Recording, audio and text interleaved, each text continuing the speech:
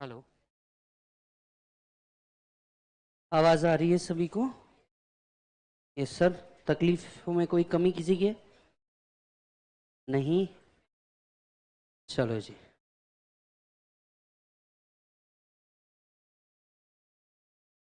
अच्छो, good afternoon. अगर आपको याद हो तो we have started with 115 BAC, ठीक है, which is now called as a default tax scheme. Bharat के सभी बच्चों से रिक्वेस्ट है कि प्लीज वीडियो को लाइक कर दीजिए एंड आगे बढ़ते हैं। राइट सभी लोगों ने I hope Telegram channel join कर लिया होगा। सॉरी मैं कल टारगेट देना भूल गया था। राइट मैं actually my dad is hospitalise, तो मैं टारगेट देना भूल गया था कल आपको। राइट तो लेटेस्ट स्टार्ट आज से वो वापस चालू हो जाएगा। 115 बीएसी हम लोगों ने चालू किया था। नाउ ये किसके ऊपर एप्लीकेबल है बोलो जल्दी से? Individual, HUF, AOP, BOI, AGP. Right resident non resident दोनों इस सेक्शन को ले सकते हैं। यस न्यू स्लैब रेट आए हैं under 1A, subsection 1A, up to 3 lakh rupees nil, 3 lakh to 6 lakh 5%। Shortcut कितना बनेगा? 15,000 बराबर है। फिर 6 लाख टू 9 लाख कितना बेटा? 10%। यहां का 30,000 और पहले का 15,000 टोटल मिला के कितना बनेगा? 45,000। फिर 9 lakh to 12 lakh 15%, 12 lakh to 15 lakh 20% and above 15 lakh कितना बेटा? 30%। क्या स्पेशल इनकम स्पेशल रेट पे टैक्सेबल होगी? Yes right. HEC will be at the rate of 4%। Relief जो है that is rebate under section 87A introduce किया गया है, wherein wherein if the income does not exceed 7 lakh the rebate is available 100% of tax और 25,000। ठीक है। फिर हम लोगों ने बात करी थी रिबेट अवेलेबल नहीं है 112A में से। फिर हम लोगों ने बात करी थी कि अब रिबेट के साथ साथ यहां पे क्या आ गया है? Marginal relief. मतलब रिबेट के साथ मार्जिनल रिलीफ आया है, बात समझिएगा। ठीक है। कल हमने इसके ऊपर एक एग्जाम्पल लिया, इसी एग्जाम्पल को आज फिर से पढ़ के वापस कंटिन्यू करते हैं। ठीक, ये ठीक है बेटा? अब सोचो, मैं एक बार ये सब डिलीट कर देता हूं। कल हमने जितना भी लिखा था रिबेट प्लस मार्जिनल रिलीफ नाम का कंसेप्ट लेकर के आए हैं। सोचिए सर, अगर मेरी इनकम 7,20,000 रही, starting up with the discussion, अगर मेरी इनकम 7,20,000 रही तो आप सोच समझ करके बताइएगा क्या मेरे को टैक्स लग जाएगा? यस। रिबेट मिलने वाला नहीं है बिकॉज द इनकम एक्सीड 7। अब अगर नए स्लैब के हिसाब से देखें, नए स्लैब के हिसाब से देखें, प्लीज कैलकुलेटर पे टैक्स कैलकुलेट कीजिए। 6 लाख तक के तो 45,000 आएगा ही, तो 1,20,000।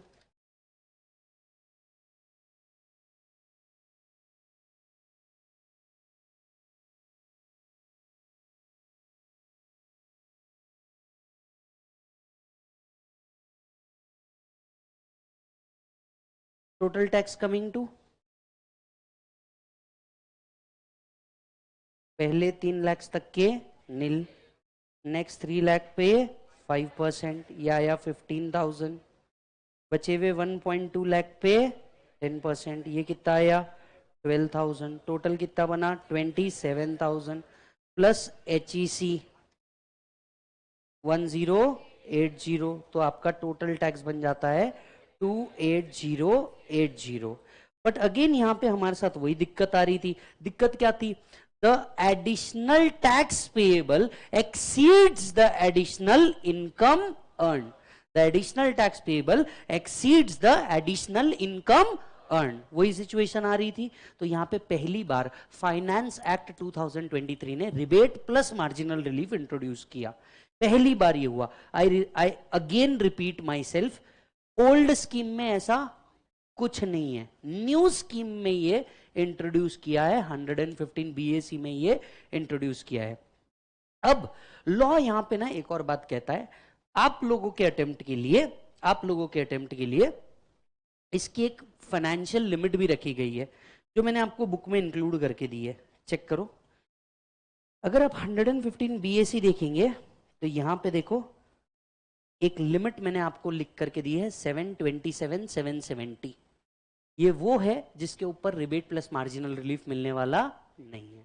Yes, let me give you an example. सबसे पहले marginal relief in case income slightly exceed 7 lakh. ठीक है। The rebate under 87A is subject to marginal relief from the assessment year 24 25 if net income exceeds 7 lakh but does not exceeds 7 lakh 27,770. So income cannot exceed the amount of which net income exceeds 7 lakh. ठीक है, understand. मेरा total income ही 6,92,000 है, tax will be नील. मेरा income ही अगर 6,92,000 है, will tax be nil? Yes, tax will be nil. चलो मेरा income 7,20,000 है, अब क्या होगा? हम जैसे मार्जिनल रिलीफ निकालते हैं बिल्कुल वैसे निकालेंगे. Tax up to rupees 7 lakh add total income minus 7 lakh. Total income minus 7 lakh कितना आ जाएगा बेटा? 20,000. इस पे सीधा एचईसी ऐड करेंगे. आपका फाइनल टैक्स कैनॉट एक्सीड 20,800. बात समझ में आ रही है सभी को? यस. नेक्स्ट 725 खुद ट्राई करो. चलो 725 खुद ट्राई करो. बुक में मैंने लिख रखा है, सिर्फ कैलकुलेटर पे ट्राई कर लो. याद रखिए मार्जिनल रिलीफ कब तक के है? 727 770. तो सीधा 25,000 प्लस 4% 26,000 आंसर आना चाहिए क्या? हाँ या ना? कैसे निकाला विजय ने? भैया 27,770 तक के तो मार्जिनल रिलीफ है. 7 लाख को बाजू करो, ऊपर के कितने आ रहे हैं? 25. तो सीधा 25,000 प्लस 10% जोड़ दो ना भाई, sorry plus 4%. Is it 26,000? The tax payable can not exceed 26,000. समझ में आया? एवरीबडी, जितने लोग ऑनलाइन ऑफलाइन है सबको समझ में आया? यस. देख लीजिए, ये हम लोगों ने किया, तीनों एग्जाम्पल ले लिया. तो विथ मार्जिनल रिलीफ मैक्सिमम कितना लिमिट है? 27,770. ये यहाँ पे क्लियर कट दे के रखा है.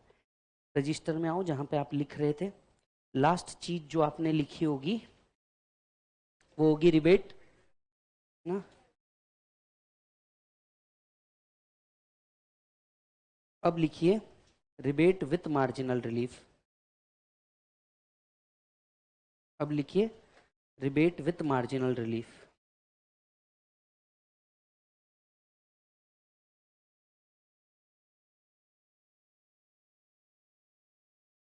Rebate with marginal relief.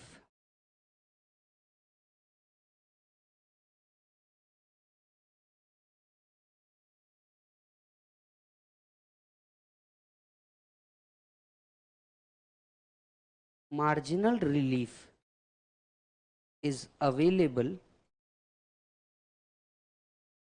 along with rebate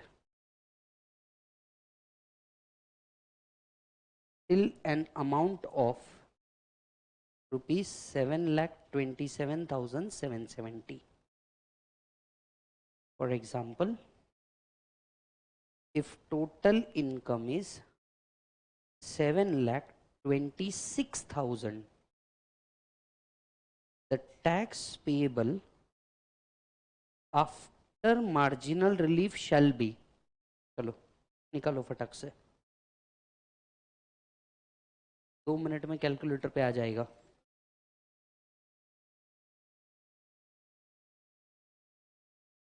Will this be 26,000 plus 4%? 27,040, that is 26,000 plus HEC at the rate of 4%. ये 26,000 किस फॉर्मूले से आया था? टैक्स ऑन 7 लाख माइनस या प्लस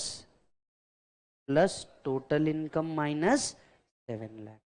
तो tax on 7 lakh will be 0 plus 26,000. तो आपका टैक्स पेबल जो बनेगा वो बनेगा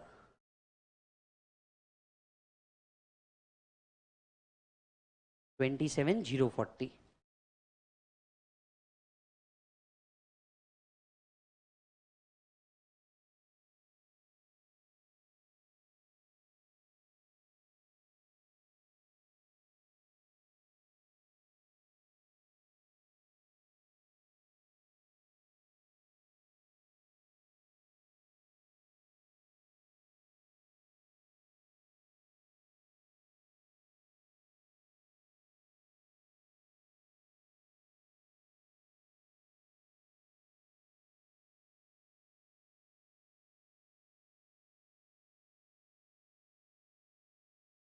इज दिस डन? चलो, अमेंडमेंट सभी को समझ में आया? किस तरीके का अमेंडमेंट है, क्या है, कैसा है? आ जाओ। कितने अमेंडमेंट डिस्कस हुए अब तक? पहला असेसी, दूसरा स्लैब चेंज, तीसरा रिबेट चेंज, चौथा rebate with marginal relief. 4 amendment समझ में आ गए सभी को? ठीक है, आ जाओ वापस से नोट्स के ऊपर। ये दोनों थोड़ा साथ साथ में चलाने पड़ेंगे as of now. Please check करिएगा। मैं हूं 115 BAC which is now called as a default scheme. सबसे पहले आप लोग को ये बताया कि भैया कौन से असेसी के लिए कौन सा डिफॉल्ट स्कीम लाया गया है, क्लियर कट लिख के दिया। Firm, LLP, local authority, foreign company, इनके लिए कोई ऑल्टरनेटिव स्कीम अभी अवेलेबल नहीं है। ठीक है, फिर चालू किया 115 BAC को। 115 BAC अब किसके लिए अवेलेबल है? Individual, HUF, AOP, BOI, AJP has option to opt for taxation under 115 BAC। आज भी यही वर्ड लिखा है, हैज ऑप्शन, क्योंकि ये तो डिफॉल्ट है। आपके पास स्टिल ऑप्शन है कि आप कहां चले जाओ, ओल्ड स्कीम। वो ऑप्शन आपको कब सिलेक्ट करना है? Before filing return of income. वो ऑप्शन आपको कब सिलेक्ट करना है? Before filing return of income. Clear है? अब जैसा कि हम लोग सभी जानते हैं कि आपको अगर 115 BAC लेना है, कुछ डिडक्शन और एग्जाम्पशन आपको छोड़ने पड़ेंगे। यस और नो? कुछ डिडक्शन एंड एग्जाम्पशन आपको क्या करने हैं? छोड़ने हैं। तो मैंने आपको एक बहुत एग्जॉस्टिव लिस्ट बना करके दे दी, कौन सी चीज अलाउड है, कौन सी चीज अलाउड नहीं है। एकदम क्लियर कट लिख के दे दिया क्या अलाउड है, क्या अलाउड नहीं है। देखिए, restriction on claiming the following deduction. Following deduction can't be taken. ठीक है, ये डिडक्शन नहीं ले सकते। Following deduction can't be taken.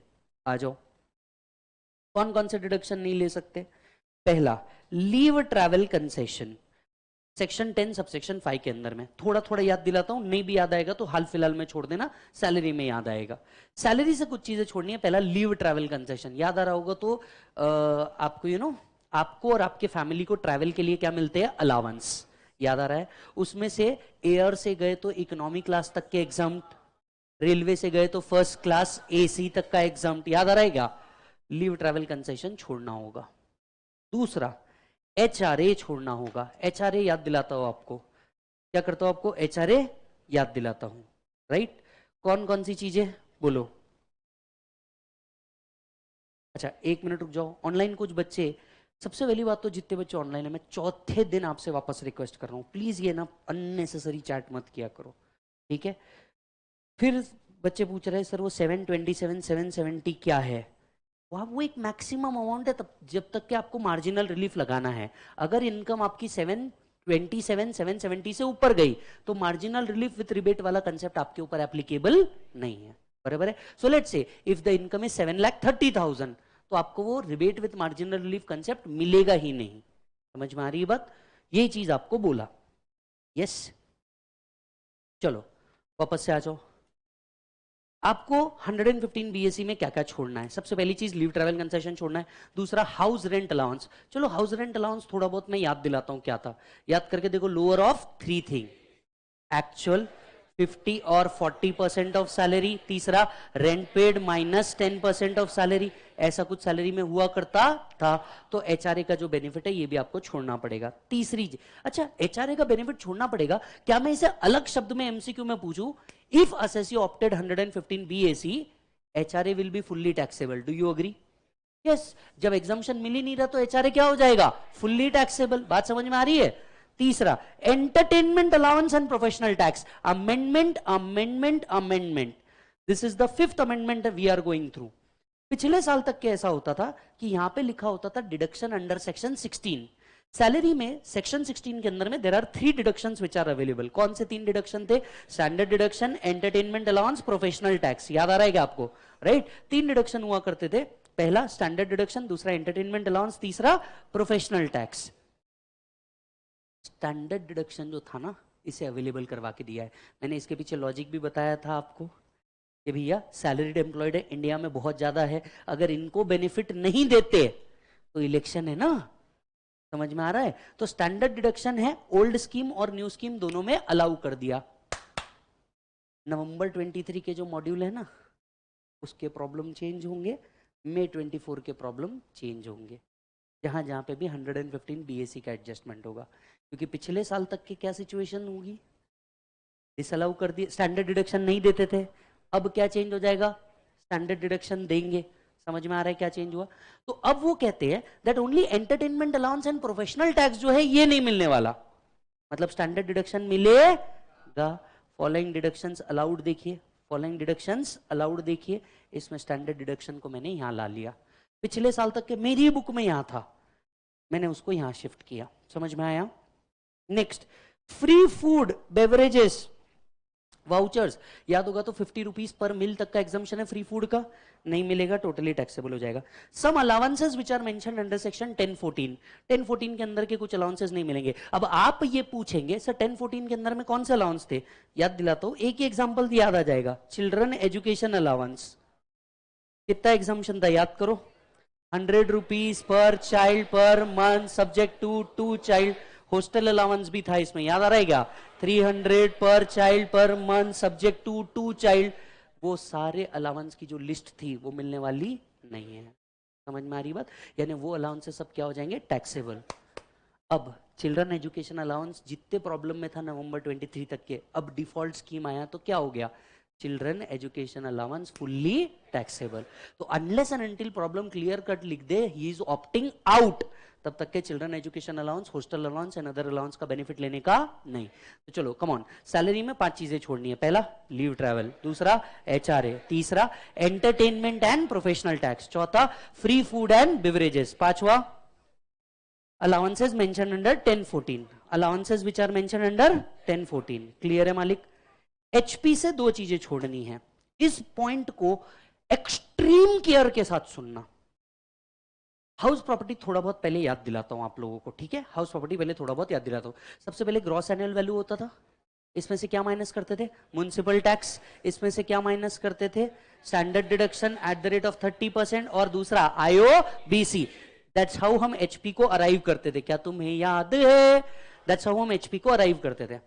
चलो कुछ और बातें फर्दर पूछता हूं। अगर सेल्फ ऑक्यूपाइड प्रॉपर्टी थी तो इंटरेस्ट ऑन बोरोड कैपिटल का डिडक्शन कितना मिलता था, 2 lakhs और 30,000 एज द केस में भी, यस और नो, 2 lakhs या 30,000 ऐसा डिडक्शन मिला करता था। नाउ अंडरस्टैंड, यही पॉइंट अगर मैं लेट आउट प्रॉपर्टी या डीम लेट आउट प्रॉपर्टी के लिए पूछता तो ये 2,30,000 था या अनलिमिटेड था? अब सुनो 115 बीएसी क्या बोलता है, सेल्फ ऑक्यूपाइड प्रॉपर्टी का जो 2 लाख या 30,000 है वो मिलने नहीं वाला, रिस्ट्रिक्शन सिर्फ सेल्फ ऑक्यूपाइड प्रॉपर्टी पे है। वापस से सुनो, वापस से सुनो, तुम बहुत गहरी नींद में हो, जाग के वापस आओ। एसओपी, एलओपी, डीएलओपी, एसओपी का जो 2 लाख या 30,000 है ना वो नहीं मिलेगा, एलओपी के लिए कोई बात नहीं की गई है। मतलब अगर मैं सैलरीड एम्प्लॉयड हूं, एसओपी क्लेम कर रहा हूं, GAV will be nil. 115 BAC को थोड़ा सा थॉट दो, GAV will be nil, SOP self occupied property, GAV will be nil, municipal tax will be nil, NAV will be nil, standard deduction will be nil, IOBC will be nil. समझ में आया क्या? Under 115 BAC, क्योंकि SOP का आईओबीसी नहीं मिलता। क्या क्या क्या, वापस बोलो, एसओपी का आईओबीसी नहीं मिलता। समझ में आया? एसओपी का आईओबीसी नहीं मिलता। तो अब अगर तुम एसओपी के लिए कैलकुलेट करोगे, याद होगा तो कोई भी 2 घर के लिए, कोई भी 2 घर के लिए तुम्हारा जीएवी क्या रहता था, निल, म्युनिसिपल टैक्स निल, एनएवी निल, स्टैंडर्ड डिडक्शन निल, आईओबीसी 2 लाख या 30,000 हुआ करता था। अगर 115 बीएसी में आ रहे हो तो वो भी निल पकड़ना है, वो भी क्या पकड़ना है, निल। अमेंडमेंट समझा? ऐसा कुछ एलओपी के लिए नहीं है, तो एलओपी के लिए तुम आईओबीसी लेते आए थे, लेते रहोगे 115 बीएसी, और do not opt for 115 BAC. सबको समझ में आया क्या? पक्का? ऐसे कैसे समझा, बोलो नहीं समझा, मैं एक और बार समझाऊंगा। House property brought into 2 parts, SOP, LOP, DLOP, DLOP hereinafter called as LOP, ठीक है, चलेगा, ठीक है। एसओपी, एलओपी, एसओपी के अंदर में याद करके देखो, सब कुछ मिलता, सिर्फ आईओबीसी मिलता था 2 लाख या 30,000, याद आ रहा है क्या तुम सबको? जितने बच्चे ऑनलाइन बैठे हैं सबको याद आ रहा है क्या बेटा? एलओपी के अंदर में सब कुछ अनलिमिटेड था। इन्होंने एलओपी को हाथ ही नहीं लगाया कभी भी। एलओपी जैसा था वैसा है, मतलब ओल्ड स्कीम न्यू स्कीम आईओबीसी का डिडक्शन मिलेगा, ठीक है। ये एलओपी को बाजू कर दो। एसओपी, एसओपी में जो आईओबीसी का ही एक डिडक्शन अवेलेबल था वो इन्होंने बोला देने वाले, तो जो 2,30,000 मिला करता ओल्ड स्कीम के अंदर में, वो न्यू स्कीम 115 बीएसी में मिलने वाला, ठीक है। एक और सवाल पूछू क्या? याद होगा तो एचपी लॉस दूसरे हेड से मैक्सिमम 2 लाख तक के सेट ऑफ होता था। अब अगर ये यहीं मिलने वाला नहीं है तो वो सेट ऑफ होने वाला, इस अमेंडमेंट का इंपैक्ट उधर भी पड़ेगा क्या? समझ में आया? तो अगर एसओपी से आईओबीसी का अगर लॉस है तो वो लॉस भी फिर सेट ऑफ होने वाला नहीं है, ठीक है। चलो, interest under section 24 in respect of self occupied property, interest under section 24 in respect of self occupied property will not be allowed, further set off be allowed नहीं, further इससे रिलेटेड सेट ऑफ भी allowed नहीं है। तो अगर पहले आप क्या करते थे, एसओपी क्लेम करते थे, एसओपी का लॉस आता था दूसरे हेड से 2 लाख तक के एडजस्ट करते थे। अब जब एसओपी का ही डिडक्शन नहीं मिलने वाला आईओबीसी का, तो लॉस भी नहीं आएगा। जब लॉस आएगा ही नहीं तो सेट ऑफ क्या होगा? बात समझ में आ रही है? लॉस आएगा ही नहीं तो सेट ऑफ क्या होगा? चलो, अब बिना नीचे देखे मैं इसमें आज का पूरा लेक्चर लगा दूं, आपको तकलीफ नहीं होनी चाहिए, ठीक है। ये बहुत इंपॉर्टेंट है और जितने बार रिपीट करूंगा उतने बार रिपीट करना। सैलरी से 5 चीजें छोड़नी है। Leave encashment, HRA, entertainment allowance, professional tax, free food, 10-14 वाले children education allowance, hostel allowance वाले, याद आ रहा है? वो सब छोड़ देना है, ठीक है। एचपी से क्या छोड़ना है? IOBC in respect of SOP, ये छोड़ देना है, ठीक है। इससे रिलेटेड कोई लॉस भी होगा वो भी सेट ऑफ करने का नहीं। We are talking only about SOP, we are not talking about LOP. तो एलओपी में आपको डिडक्शन मिलेगा इंटरेस्ट का, आप 115 ले या 115 ना ले, क्लियर है? अब आते हैं पबजी के ऊपर। पबजी में भी कुछ चीजें छोड़नी है। पबजी में क्या क्या छोड़ना है साहब? पबजी में पहली चीज छोड़नी है एडिशनल डेप्रिसिएशन। चलो थोड़ा थोड़ा याद दिलाता हूं। अभी आपको ये अंदर के कंटेंट हो सकता है कई बच्चों को याद भी ना हो, क्योंकि नहीं हो सकता उन्होंने डीटी में इंग्लिश पढ़ा हो, किताब पढ़ी हो, कंसेप्ट नहीं। तो सुनना, नहीं भी याद आ रहे तो ओके, हमारा जब आएगा तब आपको याद आ जाएगा, कोई तकलीफ नहीं है। सुनना, एडिशनल डेप्रिसिएशन, एडिशनल डेप्रिसिएशन कहीं तो पढ़ा सा लगता है, माँ कसम। हाँ, हर एसएससी को मिलेगा, हाँ हाँ हर एसएससी को मिलेगा। देखो मैं पहली बता रहा हूँ, हर एसएससी को मिलेगा, झगड़े हो जाएंगे। हर एसएससी को मिलेगा, देखो झगड़े हो जाएंगे। नहीं, SSC must be engaged in manufacturing, power generation, distribution, transmission, printing, publication. क्या एक्वायर करना था? New plant and machinery. डरो मत, बोलो गलत होगा कोई फर्क नहीं पड़ता। न्यू प्लांट एंड मशीनरी कितने से के बाद एक्वायर करना था? 2005। तो आपको एडिशनल डिप्रिसिएशन मिलता था एट द रेट ऑफ 20%। याद आ रहा है क्या? हाँ, तो तुम अच्छे पोजीशन पे हो थोड़े से। डेप्रिसिएशन तो मिलना ही है, because depreciation is mandatory. Additional depreciation नहीं मिलेगा अगर आप 115 बीएसी ऑप्ट करते हैं तो। दूसरा, deduction under section 32 AD, 33 AB, 33 ABA, ये तीनों भी सीए के सिलेबस में नहीं है इंटर लेवल पे। 32 एडी तो अब जा चुका है, 33 AB, 33 ABA tea coffee rubber development account है, ये सब फाइनल में है, तो इसको तुम नहीं भी पढ़ोगे तो भी चलेगा, सीए में इंटर। नेक्स्ट आता है various deduction for donation in respect of expenditure on scientific research under sub clause 2 2A3(1) of subsection 2AA of section 35।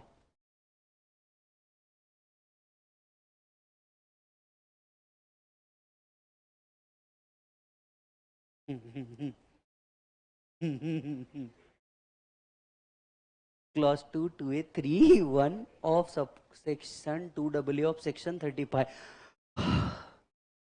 ये लिखा क्या है? चाय पिलाओगे? प्यार से समझाऊंगा, चाय पिलाओगे? पक्की? पक्की बात? हाँ, चाय पिलानी पड़ेगी।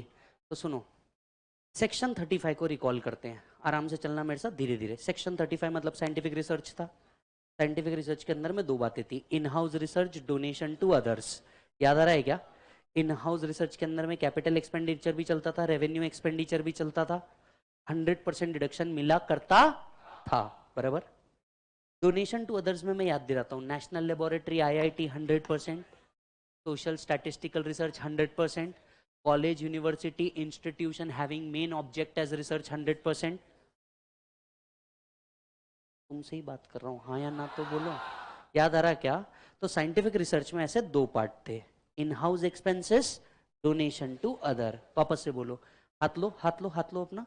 दो पार्ट थे, हाँ, in house expenses, donation to others, बराबर है। In house expenses, donation to others. अब ध्यान से सुनना, इन हाउस एक्सपेंसेस का डिडक्शन मिलेगा, यू ऑप्ट और you do not opt for 115 BSC. Donation to other वाले तभी मिलेंगे when you do not opt for 115। Sir एक मिनट वापस वापस, हाँ वापस वापस, हाँ। सेक्शन 35 दो part, in house, donation to other.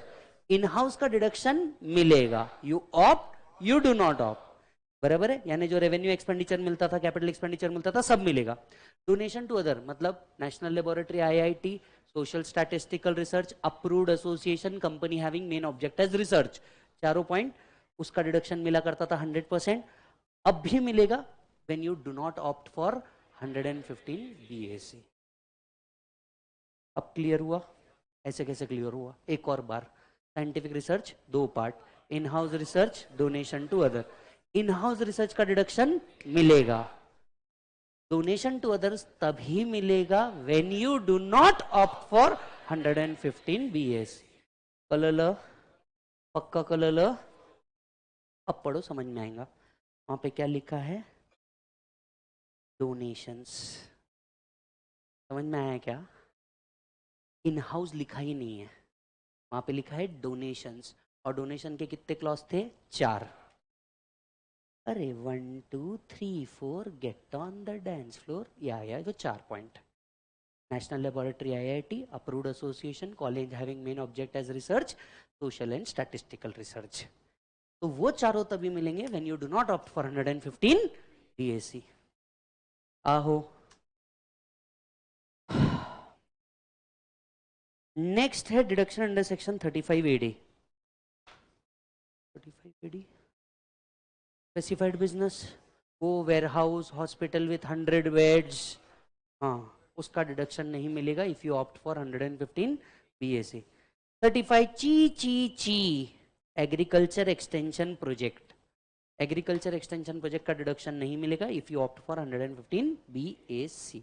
ठीक है, चलो एक बार लिस्ट को याद कर लेते हैं। पीजीबीपी में क्या क्या छोड़ना है? पहला एडिशनल डेप्रिसिएशन, दूसरा 32 AD 33 AB वाले डिडक्शन, तीसरा donation to other scientific research for scientific research, चौथा specified business agriculture extension project, agriculture extension project. याद आया सभी को? यस। चलो स्टार्ट फ्रॉम जीरो, सैलरी से 5 चीजें छोड़नी है, leave encashment, HRA, entertainment allowance, professional tax, free food, 1014 वाले, सैलरी एकदम परफेक्ट आ गया। HP से क्या छोड़ना है? IOBC in respect of SOP, खत्म।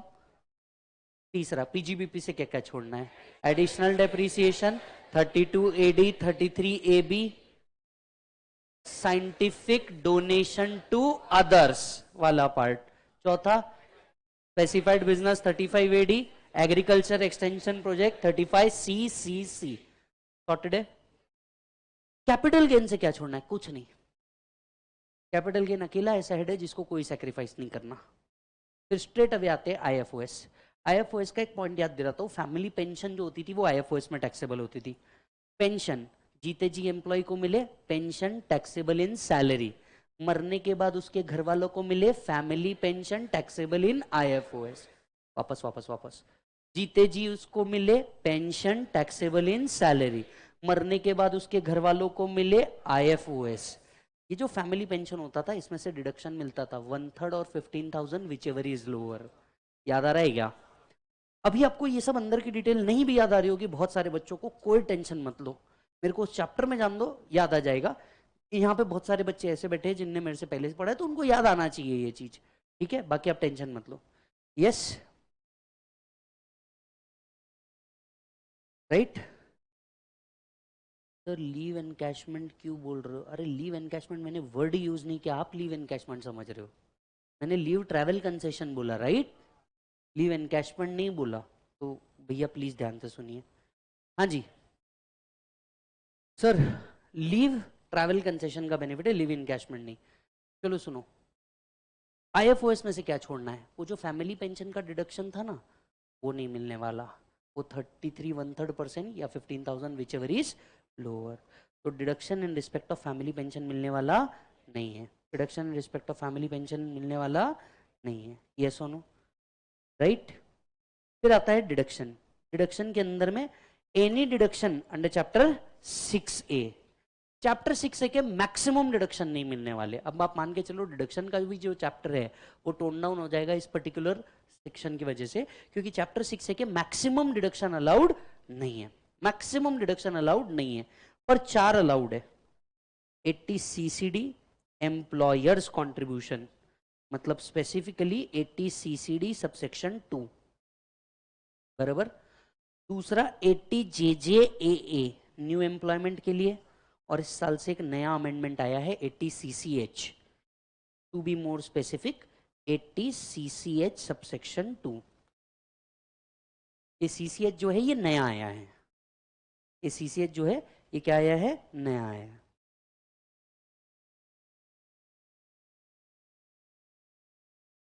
नेक्स्ट है बेटा डेप्रीसिएशन अलाउड है, चैप्टर 6 के डिडक्शन मिलने वाले नहीं है। फिर आते हैं एग्जम्पशन, चैप्टर से भी कुछ चीजें छोड़नी है। सबसे पहले MPMLA का अलाउंस, सेक्शन 1017 के अंदर में MPMLA को कौन सा अलाउंस मिलता है? Daily allowance. तो जो डेली अलाउंस है MPMLA का वो एग्जम्पशन मिलने वाला नहीं है। दूसरा 1032 माइनर का एग्जम्पशन, याद होगा तो वेनेवर माइनर्स इनकम क्लब होती है, वेनेवर माइनर्स इनकम क्लब होती है तो 1500 रुपए पर चाइल्ड का एग्जम्पशन मिलता था, ये मिलने वाला नहीं है। यानी माइनर की इनकम कंप्लीटली क्या हो जाएगी? Taxable under 115 BAC। यस और no? Third exemption under 10AA, याद होगा तो SEZ का एग्जम्पशन हुआ करता था, पहले 5 साल 100% प्रॉफिट माफ, नेक्स्ट 5 साल 50% प्रॉफिट माफ। Profit from a unit in SEZ into export turnover divided by total turnover वाला फॉर्मूला था। 10AA का भी एग्जम्पशन मिलने वाला नहीं है, 10AA का भी एग्जम्पशन मिलने वाला नहीं है। यस और नो? चलो, ये चीजें आपको छोड़ देनी है, ये चीजें आपको मिल जाएंगी। सैलरी में क्या क्या छोड़ना है? Leave travel concession, HRA, entertainment allowance, professional tax, free food, 1014 वाले चिल्ड्रन एजुकेशन अलाउंस। HP में क्या छोड़ना है? IOSBC in case of SOP। PGBP में क्या क्या छोड़ना है? Additional depreciation 32AD 33AB, donation for scientific research to others 35AD 35CCC। फिर कैपिटल गेन में कोई सैक्रिफाइस नहीं। फिर IFOS फैमिली पेंशन, बराबर है।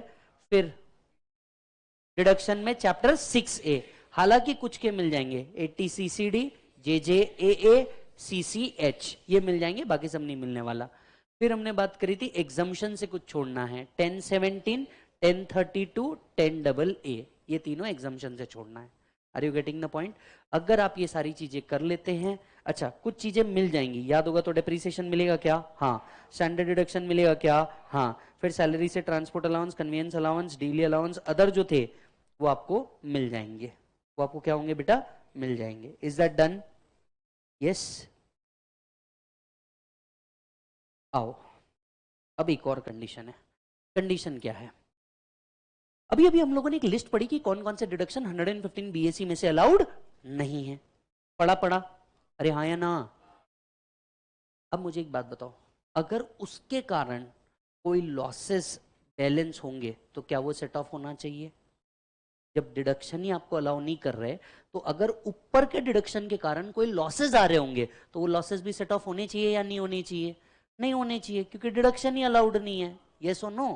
राइट। तो अब लॉ कहता है कि अगर ऊपर के डिडक्शन के कारण आपका कोई बैलेंस लॉस था या अनएब्सॉर्ब डेप्रिसिएशन था, वो भी हम सेट ऑफ करने नहीं देंगे। वो भी हम सेट ऑफ करने नहीं देंगे, मतलब डिडक्शन तो नहीं देंगे अगर उसके कारण कोई लॉस होगा। Let me give you a simple example. पिछले साल विजय ने 35 एडी क्लेम किया था, जिसके कारण 35 एडी में लॉस दिख रहा है 5 लाख का। विजय इस साल 115 बीएसी लेता है, क्या वो उस लॉस को सेट ऑफ कर सकता है? नहीं। जब 35 एडी ही अलाउड नहीं था तो 35 एडी का लॉस भी अलाउड नहीं है। समझ में आई बात? अब पढ़ो क्या लिखा है। Without set off of any loss or carry forward of depreciation from an earlier assessment year, if the same is attributable to any of the deduction referred to in point A above. अगर ऊपर के deduction के कारण कोई loss या unabsorbed depreciation था तो वो भी आपको सेट ऑफ करने नहीं देंगे। तो ना डिडक्शन देंगे, ना उस डिडक्शन का कोई लॉस बचा हुआ होगा वो सेट ऑफ करने देंगे। समझ में आ रही है बात? राइट। अच्छा जी, कब एक्सरसाइज करना है सर? आपको along with return of income ही इसको क्या करना है? एक्सरसाइज करना है। कब एक्सरसाइज करना है sir? Along with return of income ही आपको क्या करना है? एक्सरसाइज करना है। यस। चलो एक लास्ट टाइम पूरी लिस्ट एक्सप्लेन करो 115 बीएससी की। सैलरी में क्या क्या छोड़ना है? HRA, entertainment professional, free food, 10-14 वाले। सैलरी में सॉरी एचपी में क्या छोड़ना है? IOBC in case of SOP. PGBP में क्या क्या छोड़ना है? Additional depreciation, donation for scientific research for others 33AB, 33AB etcetera, 35AD, 35CCC। याद आ रहा है? कैपिटल गेन से कुछ नहीं, आईएफओएस से फैमिली पेंशन वाली चीज छोड़नी है।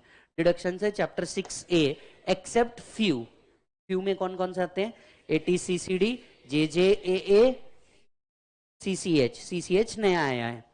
फिर हमने पढ़ा एग्जाम्पशन से 3 चीजें छोड़नी है, 1017, 1032, 10AA। पक्की बात है ना?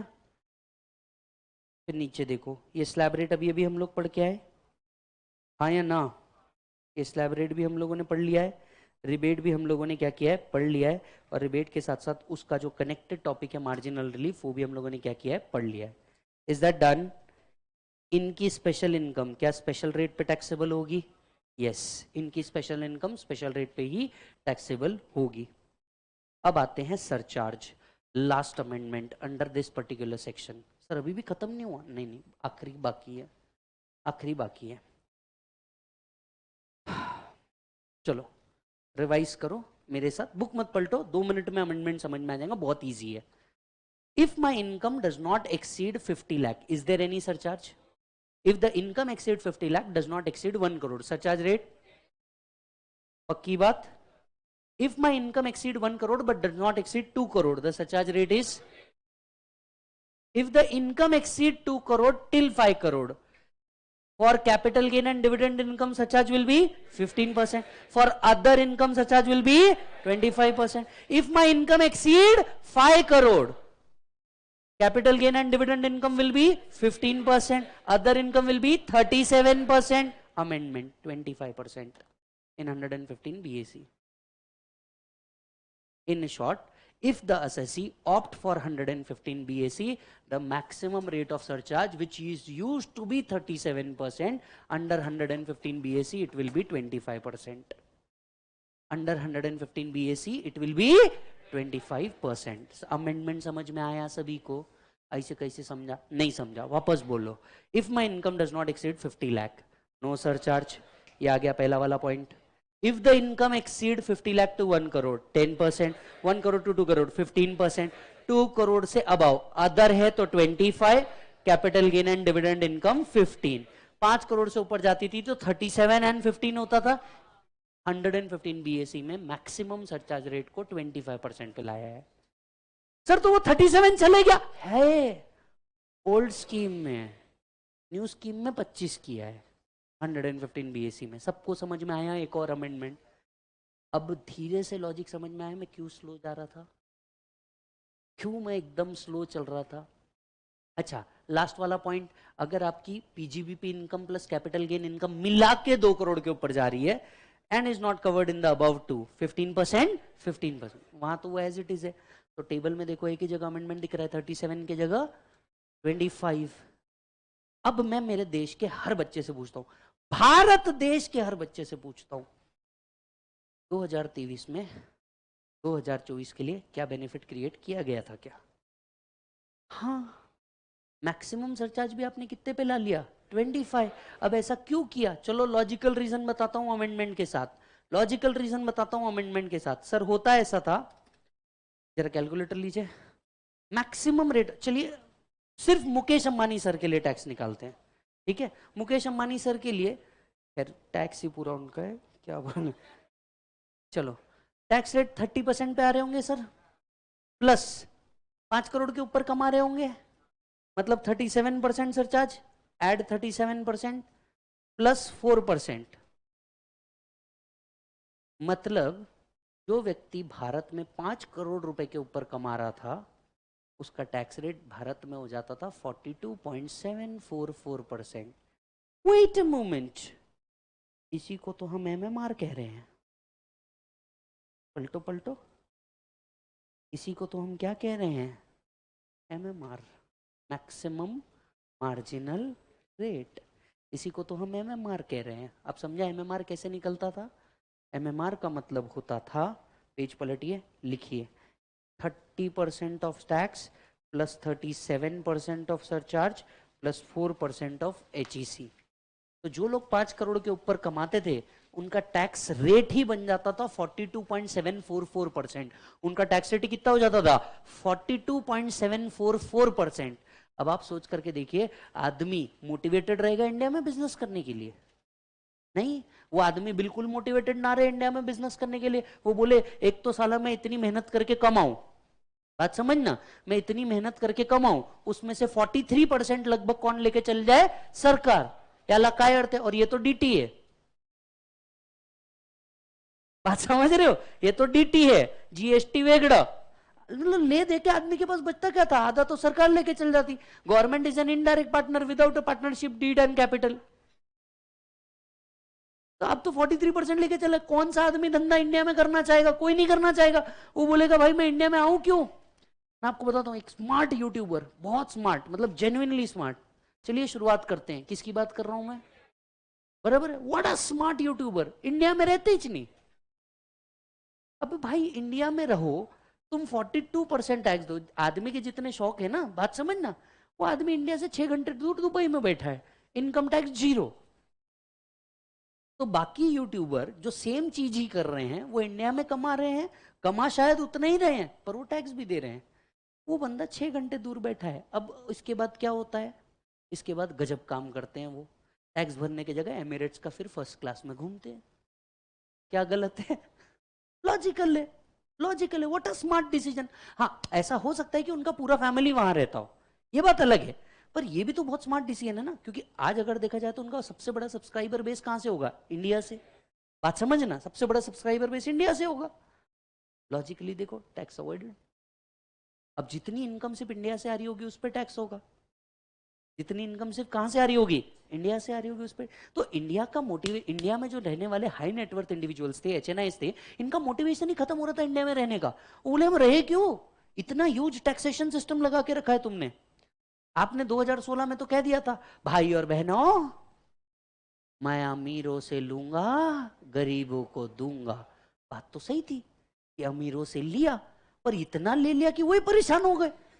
बात समझना, 42% यार, इमेजिन करिए एडीजेड को कितना चुभता होगा। 42.744%। समझ में आ रहा है बात? उनको कितना चुभेगा जो बेचारे इसके फीस भी ले रहे होंगे फास्ट ट्रैक की। 42, मैंने क्या बोला? लो ही जीरो, 42 का टेंशन ही नहीं। बात समझ में आया? मैक्सिमम मार्जिनल रेट समझ में आया? अब अमेंडमेंट क्यों हुआ ये समझ में आया? उन्होंने अमेंडमेंट इसलिए किया क्योंकि ये बहुत ज्यादा हो रहा था, ये बहुत 2 साल 3 साल से यही चल रहा था, तो उन्होंने बोला आप थोड़ा न्यूट्रलाइज कर लो, 2024 लान दो, फिर हम देखेंगे ना क्या करना है। एक बार आ जाए उसके बाद देखेंगे क्या करना है वापस से। तो इसलिए क्या किया गया, इसको 25% किया गया, ये उसके पीछे के लॉजिक से। क्लियर है मालिक? अब लॉजिक तो सब समझ में आ गए, लिखना भी पड़ेगा क्या धरती पे, हाँ या ना? तब तो मजा आएगा। इधर आओ, रिबेट के नीचे लिखो सरचार्ज।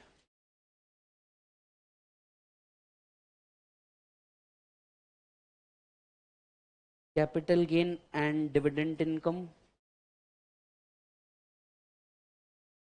अदर इनकम, ठीक है, up to 50 lakh dash dash, 50 lakh to 1 crore, बोलो कितना?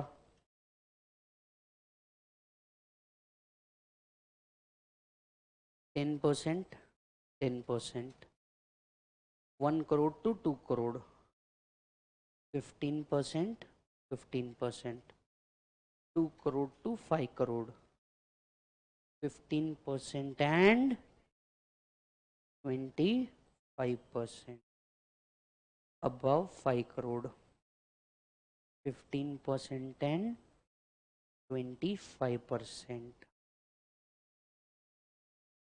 If income including capital gain and dividend income exceeds 2 crore,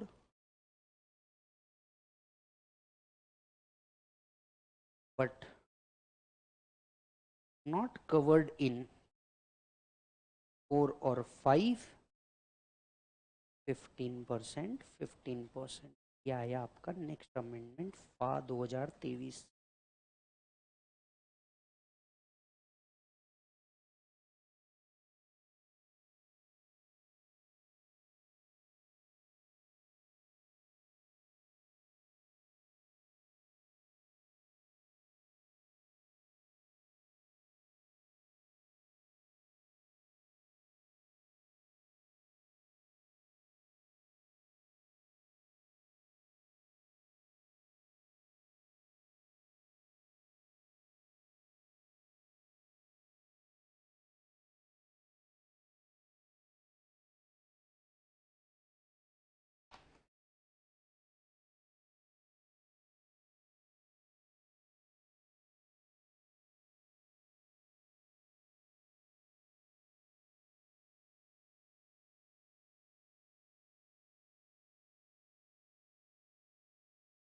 is that done? चलो जी,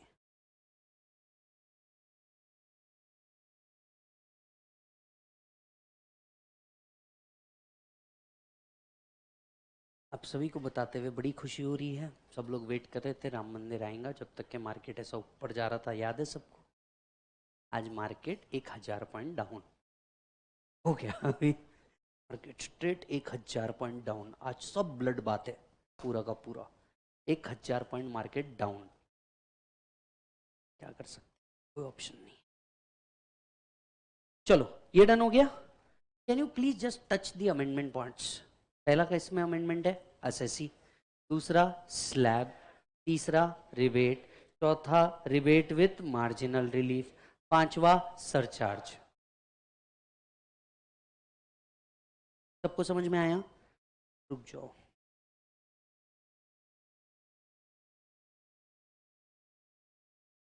ये वही बात लिखी हुई है।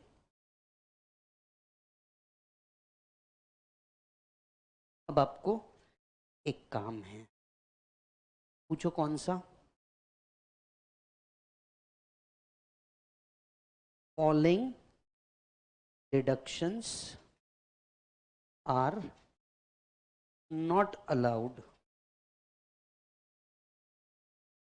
Under section 115 BAC. ठीक है, मैं हेड लिख रहा हूं, आप उसके अंदर का लिख दीजिएगा, fill in the blanks.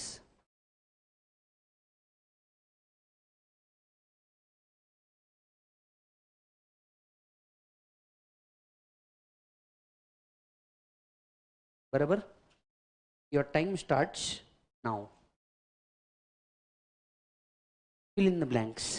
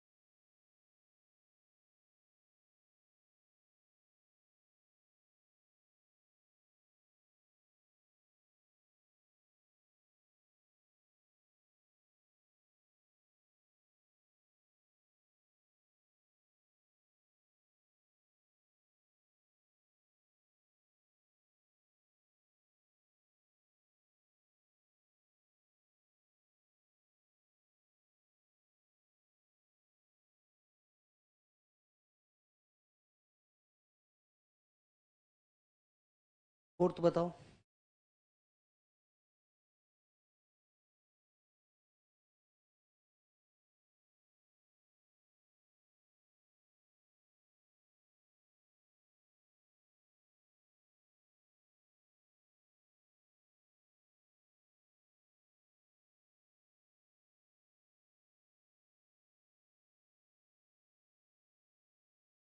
IOBC in respect of SOP, PGBP में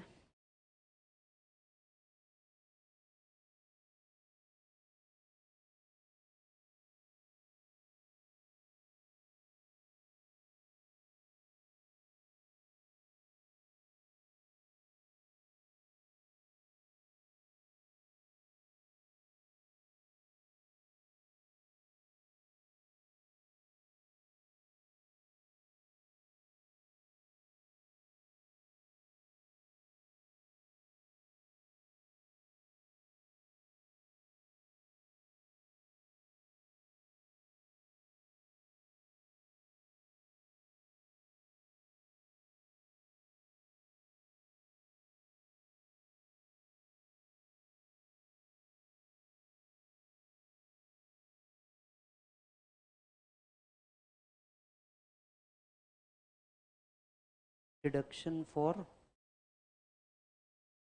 family pension, deduction in chapter 6A except few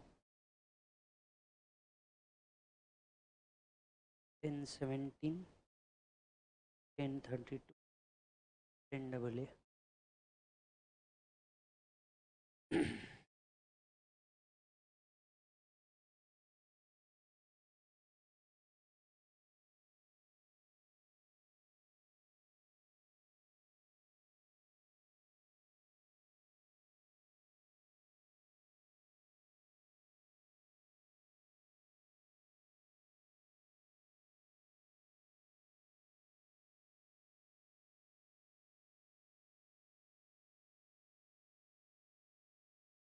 done.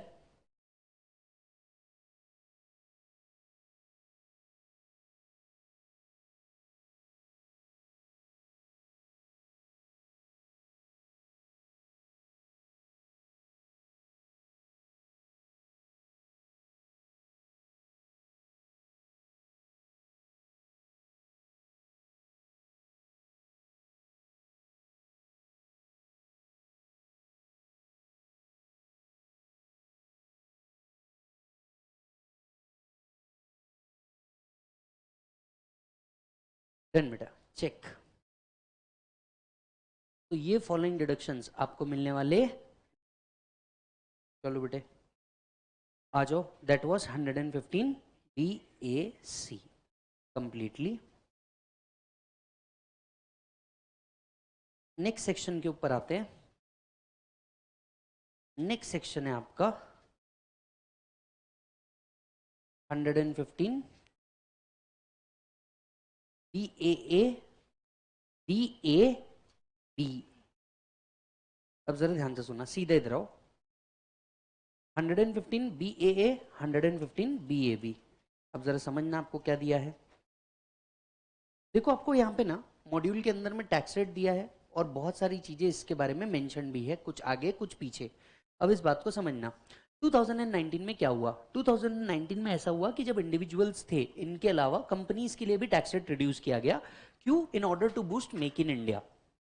Company को दो भागों में डिवाइड किया गया, ऐसी कंपनी जो मैन्युफैक्चरिंग करती है, ऐसी कंपनी जो मैन्युफैक्चरिंग नहीं करती। बराबर है, ऐसे दो पार्ट में डिवाइड किया गया। तो ऐसी कंपनी जो मैन्युफैक्चरिंग नहीं करती, हम सबसे पहले उसके बारे में बात कर देते हैं। यानी पहले हम देखेंगे सेक्शन 115 BAA। 115 BAA मतलब कोई भी कंपनी, जैसे अगर आप मान लीजिए एकत्वम लिमिटेड। अब एकत्वम लिमिटेड कोई मैन्युफैक्चरिंग करता है क्या? Answer is no. पर कंपनी है, यस। कंपनी बोल करके अगर रजिस्टर्ड है तो आपके लिए 115 BAA। ये कंपनी जो है, इनको क्या करना पड़ेगा? ये स्कीम ऑप्ट करनी पड़ेगी। अगेन चाहे तो वो ओल्ड स्कीम के अंदर में रह सकते हैं, चाहे तो वो क्या कर सकते हैं? ओल्ड स्कीम के अंदर में रह सकते हैं। जनरली कंपनी का टैक्स रेट क्या था? 30% या 25%। Hello, yes. यहां पे उन्होंने बोला हम कंपनी का टैक्स रेट कर रहे हैं 22%, पर सरचार्ज विल बी मैंडेटरी 10% पहले रुपए से। सरचार्ज विल बी मैंडेटरी कितना बेटा 10%।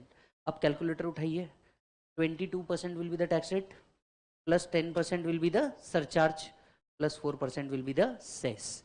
कंपनी का इफेक्टिव टैक्स रेट क्या आ गया 25.16।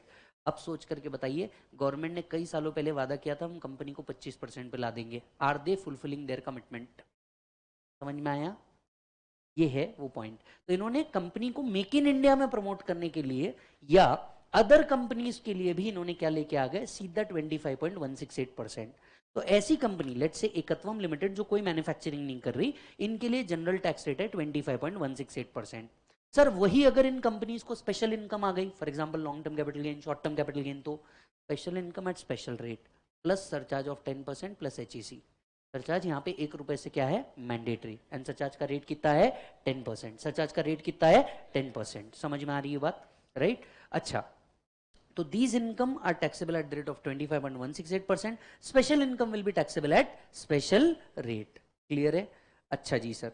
सर ये कंपनीज जो है इनको क्या क्या करना है? अगेन वही कुछ डिडक्शन एंड एग्जम्पशन इनको भी क्या करने हैं, छोड़ देने हैं। कुछ डिडक्शन एंड एग्जम्पशन इनको भी क्या करने हैं, छोड़ देने हैं। देखेंगे, डिस्कस करेंगे, आओ देखेंगे एंड डिस्कस करेंगे, आओ। सबसे पहले 115 BAA, सबसे पहले 115 BAA चेक करो किसके ऊपर एप्लीकेबल है बेटा, any domestic company. Effective tax rate कितना है 25.168%। कैसे आया ये समझ में आया, राइट? अच्छा, जब भी कोई कंपनी के ऊपर जनरली मैट एप्लीकेबल है, मिनिमम अल्टरनेट टैक्स इनके ऊपर है एप्लीकेबल नहीं होता। Income on which concessional rate is applicable, this rate are applicable subject to other provision. What about special income? Special income will be taxable at special rate along with a surcharge of 10% and HEC at the rate of 4%. अच्छा जी sir. Sir what about HP income और IFOS income, ये तो business income नहीं है, इनके लिए tax rate वही 25.168%। हर अदर इनकम के लिए इनका रेट टैक्स रेट सिंपल है 25.168%। यस और नो? अच्छा, कुछ डिडक्शन और एग्जाम्शन लेने हैं। Option once taken can not be withdrawn. इन्होंने एक बार अगर 115 BAA का ऑप्शन ले लिया तो ये विड्रॉ कभी भी हो सकता नहीं है, ये विड्रॉ कभी भी हो सकता नहीं है। Is that done? अच्छा जी, following deductions are not allowed. ध्यान से सुनना, सीधा 8 पॉइंट पे आना।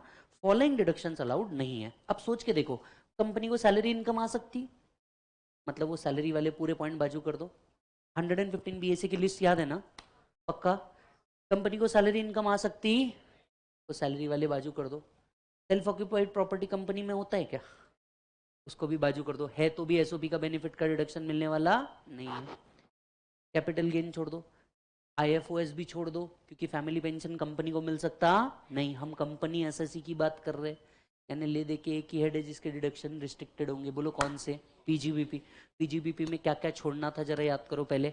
Additional depreciation 32AD, 33AB, 33ABA, scientific research donation to others 35AD, 35CCC। याद आ रहा है तुम्हारे को? पढ़ लो, वही नीचे लिखा है। यहाँ पे एक और सिर्फ ऐड हो जाएगा 35CCD, क्योंकि उसका डिडक्शन कंपनी को मिलता है। बराबर। एग्जम्पशन में माइनर इनकम ऐड होती नहीं, डेली अलाउंस उनको मिलते नहीं, यानी सिर्फ एक ही बचता 10AA। और डिडक्शन अंडर चैप्टर 6A में यहाँ पे कंपनी के लिए तीन ही डिडक्शन होते हैं, 80JJAA, 80LA और 80M, राइट? ये तीन ही होते हैं, ये तीन आपको मिलेंगे, बाकी कोई और डिडक्शन मिलने वाला नहीं है। यानी अगर आप ध्यान से देखें, इनको सिर्फ PGBP वाला कॉन्टेक्स्ट याद रखना है, बाकी कोई कॉन्टेक्स्ट याद रखने की जरूरत नहीं है। चलो वापस, क्या क्या छोड़ना है? सबसे पहले एडिशनल डेप्रिसिएशन, दूसरा साइंटिफिक रिसर्च। साइंटिफिक रिसर्च में भी कौन सा छोड़ना है? Donation to others.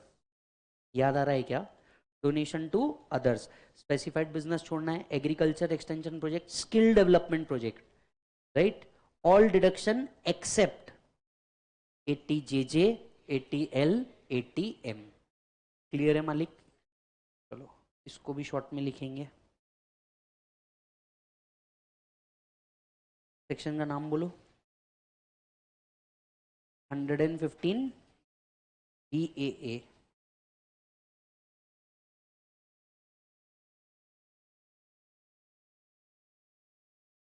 एसएससी कौन होना चाहिए? Domestic company. दूसरा, इनके लिए टैक्स रेट्स क्या होंगे?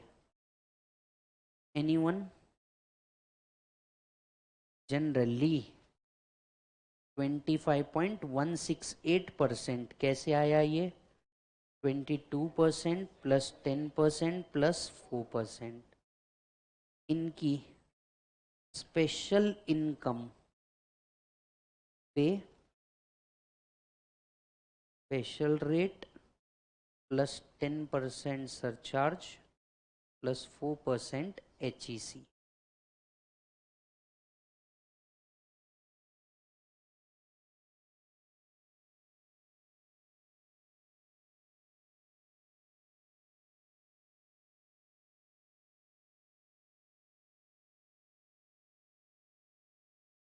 बराबर है? Following deductions are not allowed. चलो बोलो कौन कौन से डिडक्शन अलाउड नहीं है? Under the head of PGBP, फिर कुछ चीजें डिडक्शन से और कुछ चीजें एग्जम्पशन से। एग्जम्पशन से तो सिर्फ 10AA SEZ वाला, डिडक्शन से all deduction in chapter 6A except 80JJAA, 80LA, 80M। 80JJAA याद होगा तो न्यू एम्प्लॉयमेंट पे बेस था, 80LA बैंक के लिए था, 80M डिविडेंड वाला था, अगर कंपनी कभी भी डिविडेंड डिक्लेयर करती है वो वाला। पीजीबीपी से क्या छोड़ना है जल्दी बताओ? पहला एडिशनल डेप्रीसिएशन, दूसरा deduction under section 32AD, 33AB, 33ABA।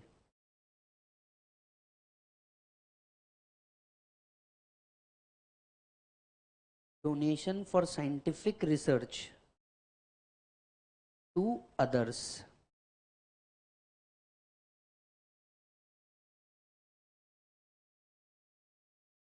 Specified business under section 35AD,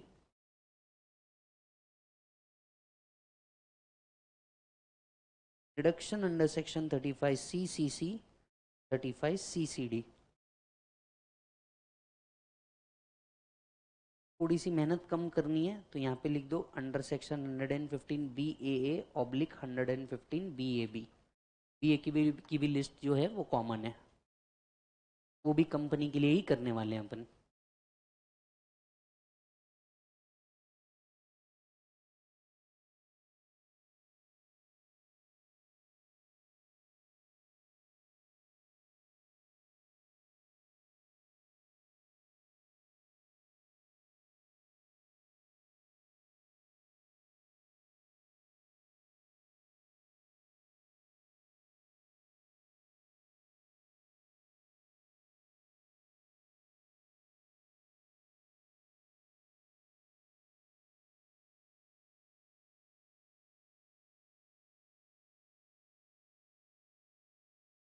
done है सर?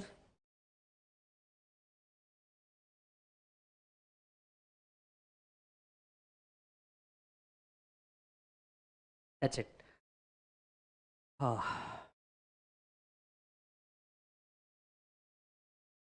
बहुत हार्ड था 115BAA, बहुत हार्ड था ना। अब आते हैं नेक्स्ट सेक्शन के ऊपर। नेक्स्ट सेक्शन कौन सा है मालिक आपका? नेक्स्ट सेक्शन है आपका BAB। नेक्स्ट सेक्शन कौन सा है आपका? BAB। अब ये 115BAB क्या है? ये सेक्शन स्पेसिफिकली किसके लेके आए? Domestic company which is in manufacturing. Foreign company के लिए ऑप्शनल स्कीम नहीं है। तो मेक इन इंडिया को प्रमोट करने के लिए इन्होंने क्या किया, लेकर के आए डोमेस्टिक कंपनी जो मैन्युफैक्चरिंग में है। पहले ध्यान से सुनो, काम आएगा। अब इस पर्टिकुलर सेक्शन में 5 टैक्स रेट है। इस पर्टिकुलर सेक्शन में 5 टैक्स रेट है, 4 या 5 टैक्स रेट है। सुनना, पहला अब क्योंकि इनको मेक इन इंडिया को क्या करना था, प्रमोट करना था, they have come up with a tax rate of 15%। उन्होंने बोला अगर कोई मैन्युफैक्चरिंग कंपनी है, सपोज कर लेते हैं पतंजलि, पतंजलि ऑलमोस्ट एक दो प्रोडक्ट छोड़ के सब कुछ ही मैन्युफैक्चर करता है,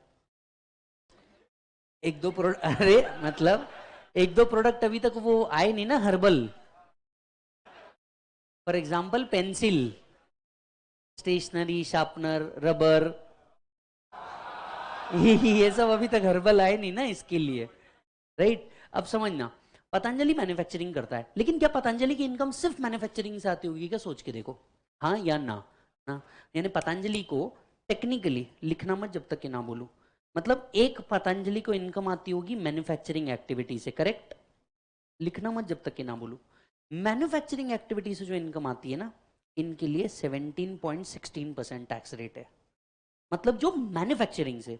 तो पतंजलि को कौन कौन सी इनकम आती होगी, पतंजलि को सबसे पहली इनकम आती होगी जो मैन्युफैक्चरिंग एक्टिविटी से आती होगी, इनके लिए टैक्स रेट रखा है 15% plus 10% surcharge plus 4% HEC. Check करो कैलकुलेटर पे,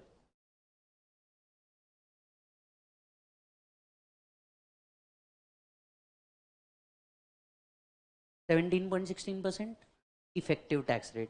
तो जो मैन्युफैक्चरिंग एक्टिविटी है इससे आने वाली इनकम 17.16% पे टैक्सेबल है, बराबर। जो मैन्युफैक्चरिंग एक्टिविटी है इससे आने वाली इनकम 17.16%। दूसरी इनकम पतंजलि को आती होगी special income, don't you think so, बराबर है ना। आपके हिसाब से special income will be eight special rate plus 10% plus 4%, इसके लिए कोई फिक्स रेट तो हो नहीं सकता। तीसरी पतंजलि को आती होगी अदर इनकम, अदर इनकम मतलब एचपी से आता होगा, डिविडेंड से आता होगा, इंटरेस्ट से आता होगा, ये भी तो उनके लिए इनकम बनती होगी ना, पर ये मैन्युफैक्चरिंग से आने वाली इनकम नहीं है, इन्वेस्टमेंट से आने वाली इनकम है। इनके लिए टैक्स रेट है 25.168%। सरकार का ऑब्जेक्टिव बड़ा क्लियर था, मैन्युफैक्चरिंग एक्टिविटी से आने वाली इनकम का टैक्स रेट कम करो, नॉन मैन्युफैक्चरिंग वालों के लिए वही रेट लग दो 25.168%। ये कैसे आया था,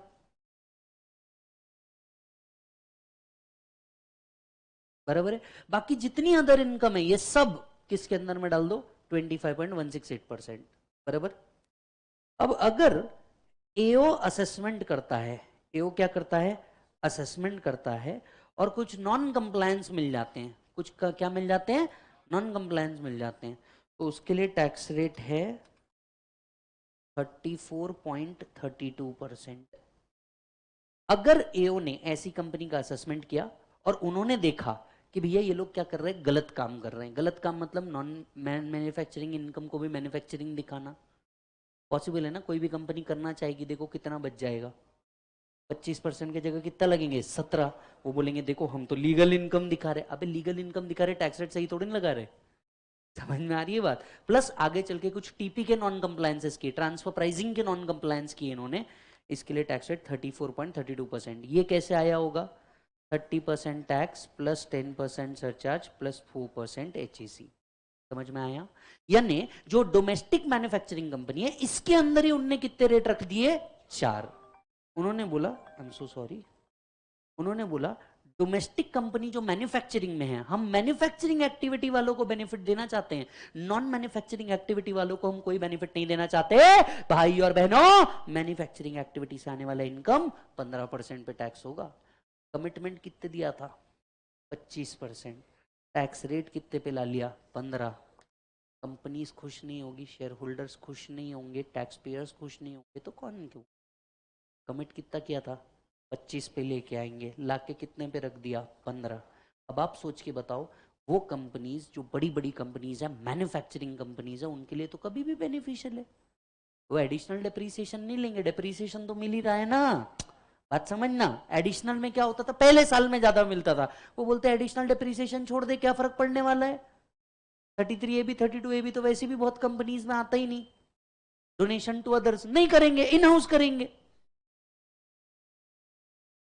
दूसरों को नहीं देखेंगे, अपना देखेंगे, बात समझना, सिंपल है ना मेरा, बात समझ। साइंटिफिक रिसर्च को मना नहीं कर रहे, डोनेशन टू अदर को मना कर रहे, कितना लेवल प्ले ग्राउंड करके रखा है उन्होंने।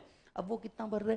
जो कंपनी 30% में आती थी उसको 17% में लाके रख दिया, कंपनी का वर्किंग कैपिटल बढ़ गया, कंपनी ग्रो करेगी, तो stock market, stock prices grow करेंगे ही करेंगे। स्टॉक मार्केट जो ग्रो हो रहा है उसका सिर्फ एक रीजन राम मंदिर नहीं था,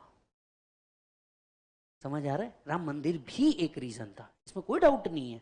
पर कई लोग ये सोच रहे स्टॉक मार्केट ऊपर जा रहा था क्यों? क्योंकि राम मंदिर बनने वाला है। अरे भाई थोड़ा सा टैक्स समझ, थोड़ा सा लॉ समझ, देखो समझ में आएगा कि सिर्फ एक रीजन, हाँ बहुत सारे फैक्टर है ना जो प्ले कर रहे हैं, बहुत सारे फैक्टर है जो रोल प्ले कर रहे हैं। भैया रिलायंस और Adani group Gujarat global summit में जाकर के बोलते हैं हम 2 लाख करोड़ 4 लाख करोड़ इन्वेस्ट करने वाले हैं in the upcoming future. Obvious ही बात है, शेयर होल्डर का वेल्थ बढ़ने वाला है, शेयर होल्डर इन्वेस्ट करेगा ही करेगा।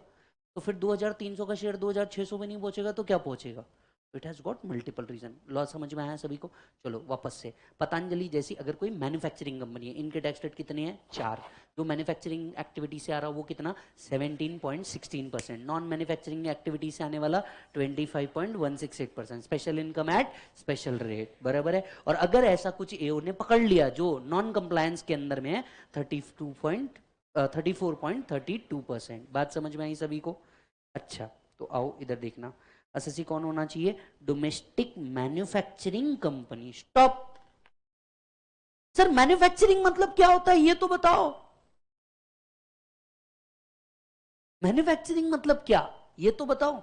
उन्होंने कहा देखो हमें ये तो नहीं पता मैन्युफैक्चरिंग क्या है, पर हम ये जरूर बता देंगे क्या मैन्युफैक्चरिंग नहीं है। तो उन्होंने एक एग्जॉस्टिव लिस्ट दी है, पेज नीचे लेके आओ। What is not a manufacturing? देखो जरा जी पॉइंट दिख रहा है आपको, दिख रहा है क्या?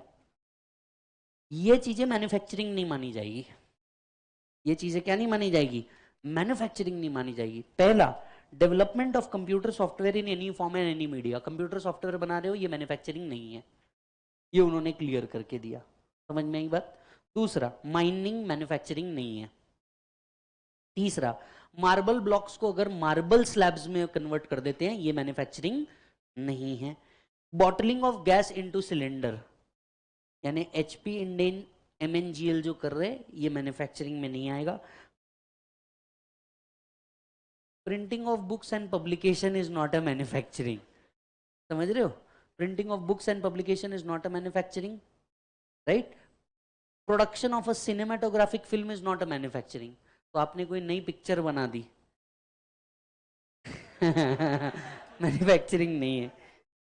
Any other business as may be notified by the board, future में इसके अलावा और कुछ भी कहें तो ये मैन्युफैक्चरिंग में आता नहीं। तो चलो क्या क्या नहीं आएगा? पहला सॉफ्टवेयर, दूसरा माइनिंग, तीसरा ब्लॉक इनटू स्लैब्स, चौथा बॉटलिंग सिलेंडर्स, पांचवा प्रिंटिंग ऑफ बुक्स और cinematographic film, right? Any other business as may be specified in future. ये सब को छोड़ के बाकी सब किस में आ रहा है? मैन्युफैक्चरिंग में आ रहा है। ठीक है सर। सर कौन कौन से डिडक्शन क्लेम नहीं करने हैं? कॉमन लिस्ट वही जो 115 BAA में थी, क्योंकि कंपनीज के लिए ही हम बात कर रहे हैं, तो वो लिस्ट क्या है? पूरी की पूरी कॉमन। ठीक है, चलो आओ, write down.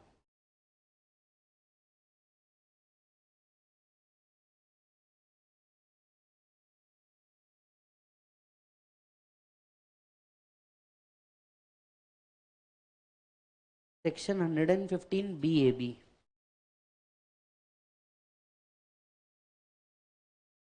Domestic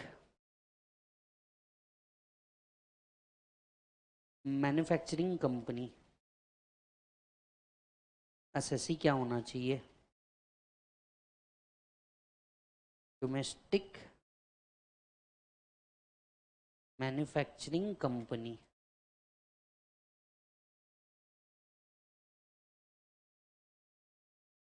sir manufacturing मतलब क्या होता है? मैन्युफैक्चरिंग डू नॉट इंक्लूड, बोलो, computer software, mining, conversion of marble block into slab,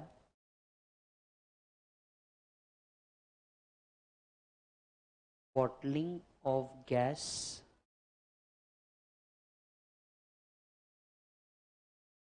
printing of books, making films,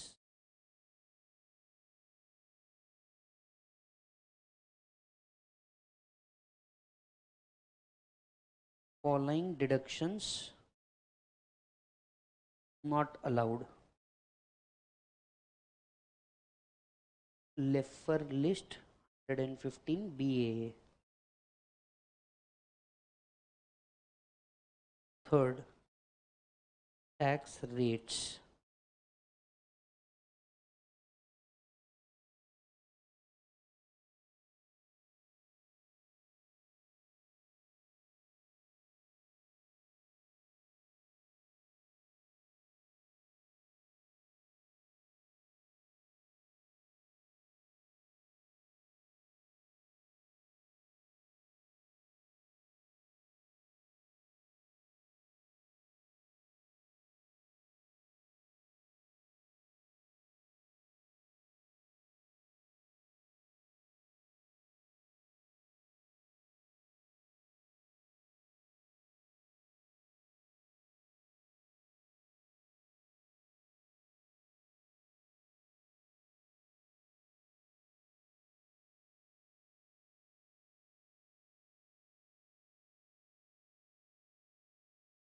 sir mining mineral वाली है या क्रिप्टो वाली?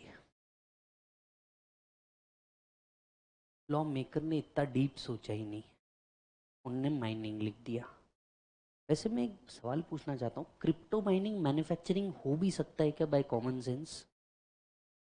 ऐसे मेरे मन का सवाल है, थोड़ा कॉमन सेंसिकल नहीं है, मैं जरा क्रिप्टो वाला नहीं हूँ इसलिए पूछा।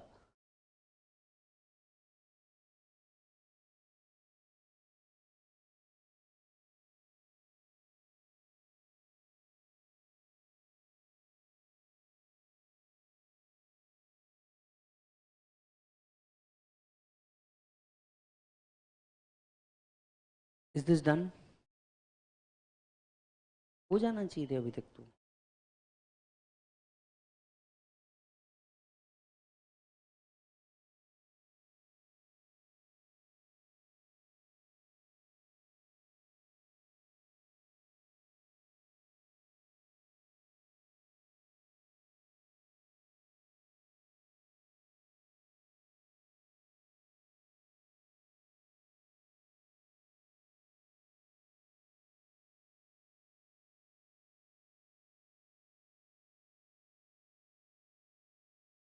Is this done?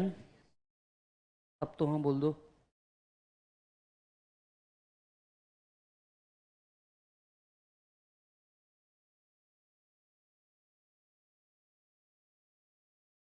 Tax rate समझ में आए? चलो आओ इधर। देखो जनरल टैक्स रेट कितना है? 17.16%। Yes, special income will be eight special rate, special income at special rate. Next, अगर एओ क्लोज कनेक्शन वाले केसेस पकड़ लेता है तो 34.32%। अदर इनकम एच पी या IFOS से आती है तो 25.168%। फर्दर इनको कुछ और कंडीशंस भी है जो सेटिस्फाई करनी है। यहाँ एक अमेंडमेंट आया है, प्लीज सुनिए। ये कंपनी जो है ये रजिस्टर होनी चाहिए 2019 के बाद एंड अपनी मैन्युफैक्चरिंग चालू कर देनी चाहिए बिफोर 31 मार्च 2024। पिछले साल तक यहाँ लिखा था 31 मार्च 2023, अब लिख दिया है 31 मार्च 2024। तो सिर्फ ईयर एक आगे बढ़ाया है, यही अमेंडमेंट है, नॉट सो बिग डील। ठीक है, तो इन्होंने मैन्युफैक्चरिंग 2024 से पहले चालू कर देनी चाहिए। सर ऐसी कंडीशन क्यों है? बोल तो पाओगे, मेक इन इंडिया हमने ही लगाया था। 2024 में इलेक्शन आ जाए, क्या पता सरकार बदल जाए, कुछ हो जाए, अगर वापस रह गए तो इसको 25, 26, 28 कर देंगे। समझ में आया? नहीं तो 24 में खत्म करके खत्म करेंगे। Next, it should not be form by splitting up और reconstruction. It should not be formed by splitting up or reconstruction except in section 33B। तो ये जो बिजनेस होना चाहिए ये भी कैसा बिजनेस होना चाहिए? नया। ये बिजनेस जो होना चाहिए ये भी कैसा होना चाहिए? नया। ये रीस्टैब्लिशमेंट से बना हुआ बिजनेस नहीं होना चाहिए। फॉर एग्जांपल अमलगमेशन डीमर्जर करके ये बिजनेस नहीं स्टार्ट होना चाहिए, right? It should be a new business except given in 33B। अब आप पूछोगे ये 33B क्या है? ये सुनो, ऐसा कभी कुछ पढ़ा हुआ नहीं है सर, याद भी नहीं है। हम बताते हैं, रुको, हम बताते हैं आपको। मान लीजिए अगर आपका बिजनेस क्या हो जाता है सर, डिस्ट्रॉय हो जाता है। डिस्ट्रॉय क्यों होता है? फ्लड आया था, अर्थक्वेक आया था, टाइफून आया था, सिविल वॉर हुई थी। कुछ सुना सुना सब लग रहा है। और आपने क्या कर दिया? बिजनेस को रिवाइव कर दिया इन 3 years। तो इसे न्यू बिजनेस अज्यूम किया जाता है। इसे क्या किया जाता है? न्यू बिजनेस अज्यूम किया जाता है, ऐसा कहता है सेक्शन 33B। तो 33B कहता है जो इस सेक्शन का बेनिफिट ले रहा है ये नई कंपनी होनी चाहिए, एक्सेप्ट इन केस ऑफ अगर कोई डिस्ट्रॉय होकर 3 साल में वापस आ गया था तो उसको भी हम क्या मान लेंगे? न्यू, और ये बेनिफिट देंगे। ठीक है सर।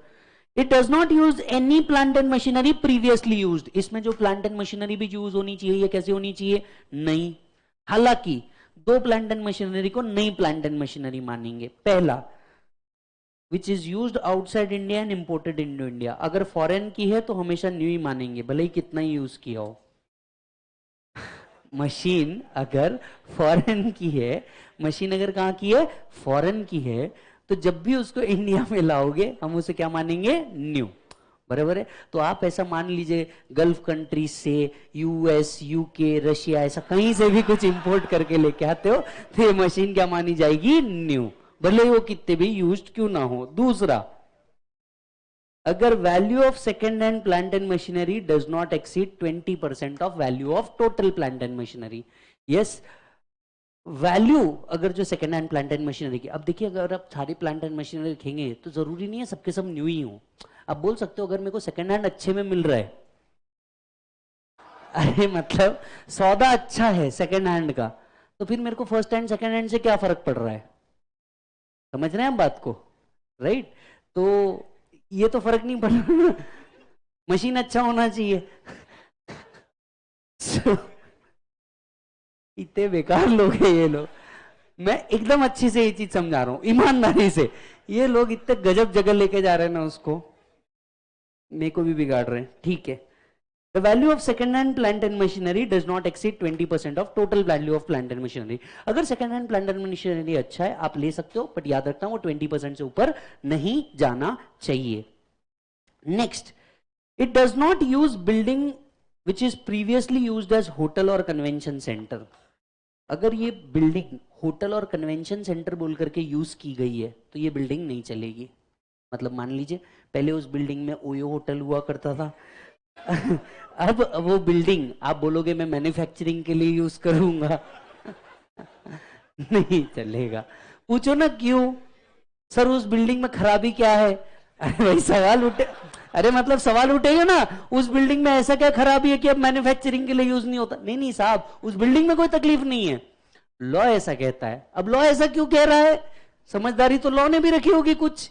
सर लॉ ऐसा इसलिए कह रहा है क्योंकि सेक्शन 80 IA से लेके आई तक के एक सेक्शन होता था जिसने पहले होटल या कन्वेंशन सेंटर के लिए ना 100% टैक्स डिडक्शन दिए थे। तो ऐसा हो सकता है कई लोग क्या करें, पहले उसे काय के लिए यूज करते होंगे? होटल बोल करके, वहां 80 में पूरा डिडक्शन लिया होगा, और जैसे ही मैन्युफैक्चरिंग बोला अब वो मैन्युफैक्चरिंग में एंटर करके कुछ ना कुछ मैन्युफैक्चरिंग करके फिर डिडक्शन ले लेंगे। मतलब सेम ही प्लेस का 2 बार deduction, and that is the logic कि वो अलाउड। नहीं तो आप ऐसे दूसरे एंगल से मत सोचो कि वहां ऐसा प्लेस खराब हो गया होगा तो अब ये मैन्युफैक्चरिंग के लिए यूज नहीं हो सकता। नहीं, ऐसा कुछ नहीं है वहां पे, वो इसके रीजन में था। Option once taken cannot be withdrawn. Option once taken cannot be withdrawn. अब मैं आपको एक बात बताऊं अच्छी वाली, अच्छी वाली बात यह है कि मैंने अब ये जो 15 मिनट में लास्ट में पढ़ा है ना, इसमें से तुमने कुछ भी ध्यान नहीं दिया, और तुम ये वेट कर रहे कब मास्टर इसको लिख दे शॉर्ट में और काम खत्म करे। हाँ या हाँ, बराबर है कि नहीं? कुछ ध्यान नहीं दिया तुमने, ये मास्टर क्या बोल रहे तेल लगाने, लिखो।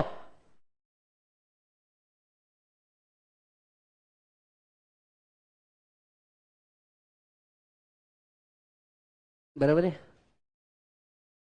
चलो, following are additional condition.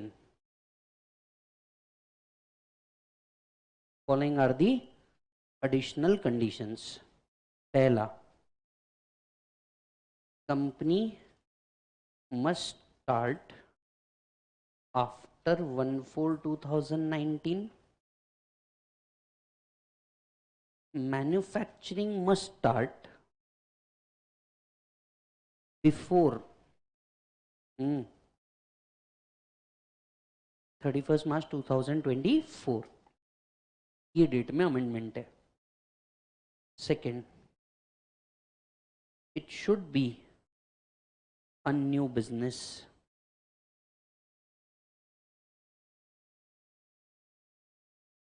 Accept given in section 33B. Third, it should use new plant and machinery. Following plant and machinery will be treated as new plant and machinery. Point number A, second hand plant and machinery. 6000 बोलता है, बेकार आदमी. Second hand plant and machinery, if it does not exceed 20% of total plant and machinery. समझ रहे हो लड़के को attempt की कितने एक्सपीरियंस है. Plant and machinery imported from foreign, इसे इंडिया में क्या माना जाएगा? न्यू.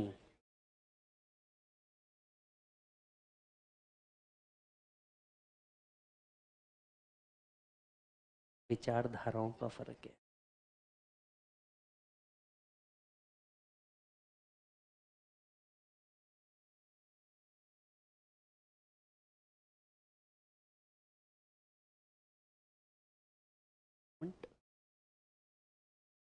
एक minute.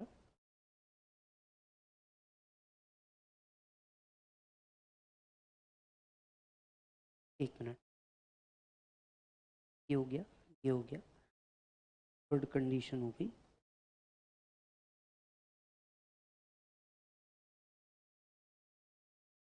Does not claim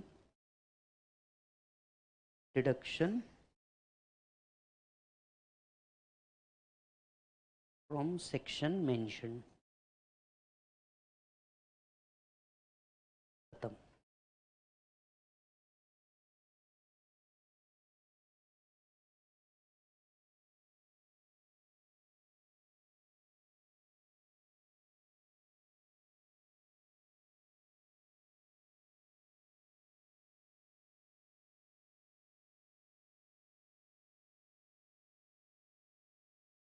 sir ji done.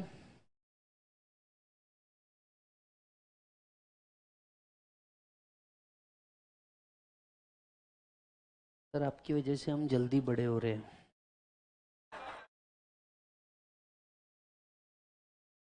रात में जब सोता रहेगा तो सोचना अकेले मेरी वजह से ही बड़े हो रहे हैं क्या. छोटा भाई मैं बैक बेंचर है यार, मत भीड़. तू अभी कंसेप्ट पे ध्यान दे.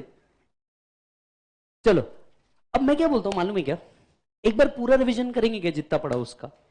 ठीक है, लेट्स स्टार्ट. हमने 2 सेक्शन लास्ट में पढ़े, लिख लिया बेटा सबने. ठीक है, let us focus. 115 BAA, 115 BAB. आप देख सकते हैं मैंने आपको कल भी मॉड्यूल में दिखाया था कि इनके टैक्स रेट अब आपके मॉड्यूल के अंदर में है, इसलिए पूरा सेक्शन बाकायदा पढ़ा दिया और इजी भी है. टैक्स रेट दिया है तो आगे का फर्दर पढ़ने में कुछ और नहीं जा रहा. एक बार 115 BAC की लिस्ट याद हुई, वही लिस्ट उठा के आप यहां रख रहे हो, कुछ नया नहीं कर रहे हो. चलो जल्दी से, BAA BAB में मुख्य फर्क क्या है ट्राई करो और सब लोग बोलो. 115 BAA is for domestic company, वो डोमेस्टिक मैन्युफैक्चरिंग कंपनी. ठीक है, अच्छा यहां पे 2 ही टैक्स रेट है, 25.168% special income at special rate. ठीक है, कौन कौन से डिडक्शन अलाउड नहीं है? पीजीबीपी वाला याद रखना, 35 सीसीडी ऐड करना, और डिडक्शन में 3 पॉइंट जो आपको मिलेंगे, 80 जेजेएए, एलए और एम, इसको छोड़ के कोई भी मिलने वाला नहीं। अब आते हैं बीएबी पे। बीएबी क्या है? Domestic manufacturing company. डिडक्शन के लिए सेम, वो डिडक्शन छोड़ने होंगे। मैन्युफैक्चरिंग में क्या नहीं आता, ये इनने क्लियर कट लिख के दे दिया। क्या आता है इस बारे में नहीं बोला, क्या नहीं आता इस बारे में बोला। तो ये चीजें मैन्युफैक्चरिंग नहीं मानी जाएगी। मतलब these company do not have option to claim BAB. समझ में आई बात? ऐसी कंपनी के लिए 4 टैक्स रेट है। तो हमने एग्जांपल लिया, पतंजलि को कौन कौन सी इनकम आती होगी? पहली मैन्युफैक्चरिंग एक्टिविटी से आती होगी, तो उसके लिए 17.16। अदर देन मैन्युफैक्चरिंग के लिए 25.168 special income at special rate. अगर ने आपके एओ ने आपका क्लोज कनेक्शन वाले केसेस पकड़ लिए, राइट, 34.32%। यस।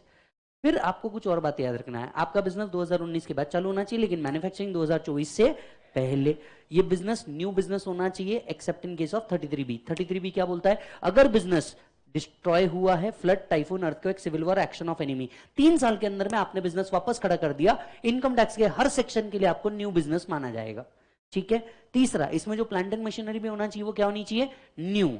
हालांकि 2 प्लांट एंड मशीनरी को हम इंडिया में न्यू मान लेंगे, पहले जो फॉरेन से लाई है वो। दूसरी, अगर second hand plant and machinery overall plant and machinery के 20% से ऊपर नहीं है, तो ये 20% के लिए झमेला नहीं करेंगे, ये भी न्यू हो गई। चौथा, वो ऊपर जो दिए गए वो डिडक्शन नहीं लेना है। लास्ट, पांचवा, business must not be started, business must not be started at a place earlier used as, बोलो, होटल, उसके आगे एक और था, convention centre. Sir convention centre, example marriage hall, इधर से इधर जाते ना अपन, अरे मतलब होटल से ही मैरिज हॉल में जाते ना, कन्वेंशन और hotel.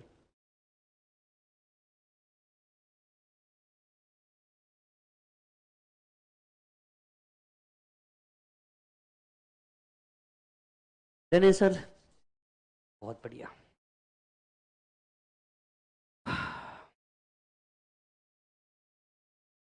Sir there were 5, come on, there were 5 different schemes, 115 BAC, 115 BAA, 115 BAB, और कितने बचे? BAD और BAE।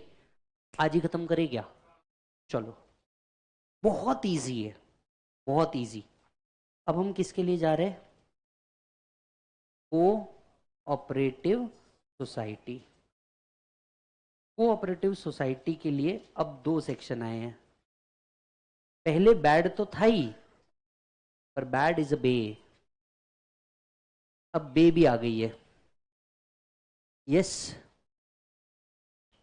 अब क्या आ गई है? बे भी आ गई है।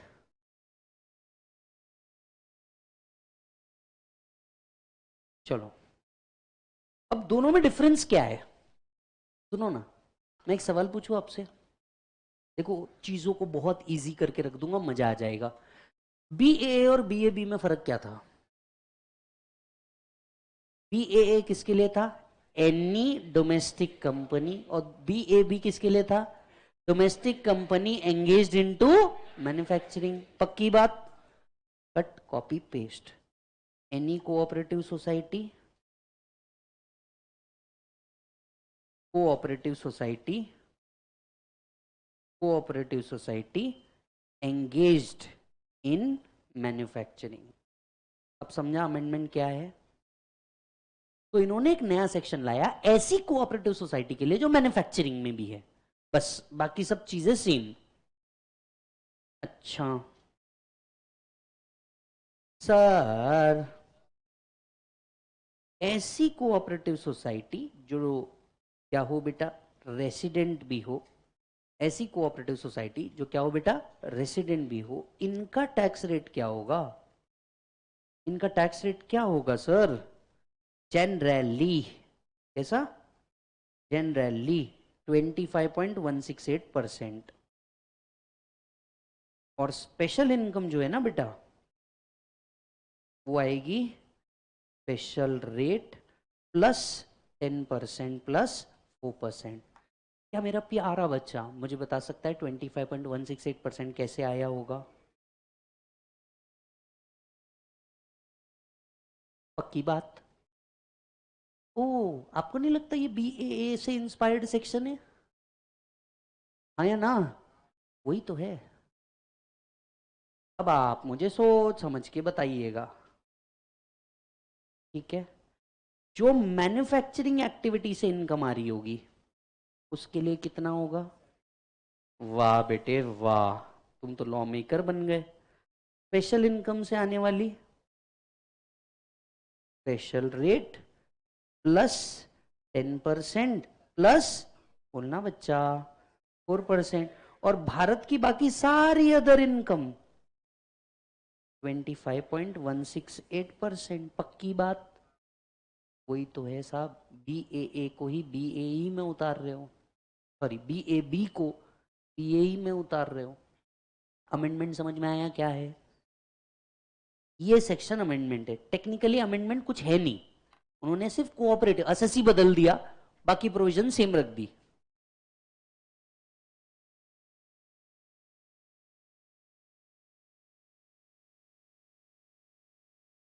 तो अगर लॉजिकली आप देखो, पहले पूरे 1.5 घंटा मैं आपको शांति से पहले 3 सेक्शन पढ़ा रहा था, ये 5 मिनट में खत्म हो गया।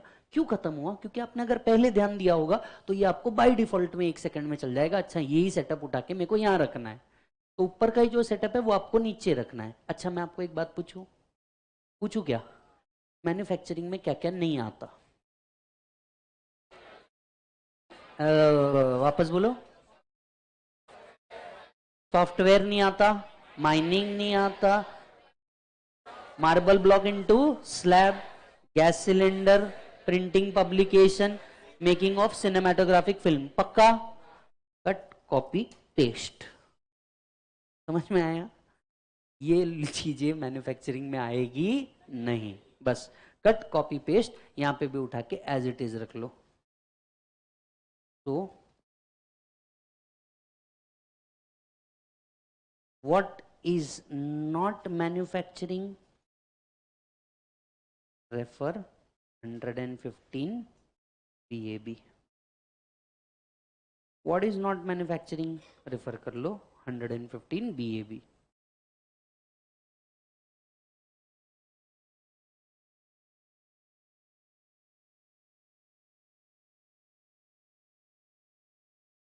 यस,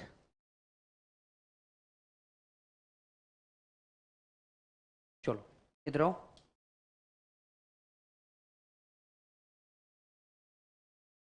सभी लोग ऊपर आओ पेज पे। पहले आते हैं 115 BAD पे। 115 BAD किसके लिए है सर? Resident cooperative society. अच्छा जी सर, इफेक्टिव रेट कितना पड़ेगा? 25.168%। बराबर। अब क्या क्या छोड़ना होगा?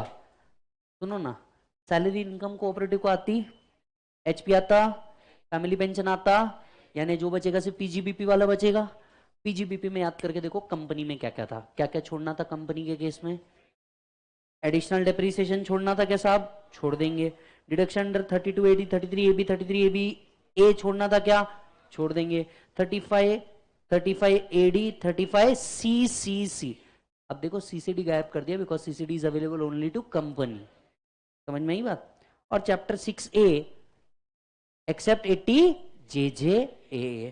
फर्दर, ऊपर के किसी डिडक्शन से आने वाला कोई लॉस होगा वो भी सेट ऑफ होने वाला नहीं है। Without set off of any loss or depreciation of earlier year if the same is attributable to any of the deduction referred in point A. Right? Examination में क्या छोड़ना है? 10AA। अब आप सुनिए, यही चार वापस से कहां लिखे हुए हैं? यहां पे, कि आपको क्या क्या छोड़ने हैं, कि वही पॉइंट एज इट इज यहाँ पे वापस लिखे हुए हैं। तो आपको नहीं लगता दोनों का एक कॉमन पॉइंट बीच बना के लिख दें हम लोग? बी इट दिस सेक्शन और be it this section, following deductions are not allowed Following deductions are not allowed. PGBP, exemption, deduction. Exemption के अंदर में 10AA SEZ वाला, डिडक्शन के अंदर में chapter 6A deduction, except 80 AJAA. PGBP में क्या क्या छोड़ना है? Additional depreciation, deduction under section 32AD, 33AB, 33ABA, specified business,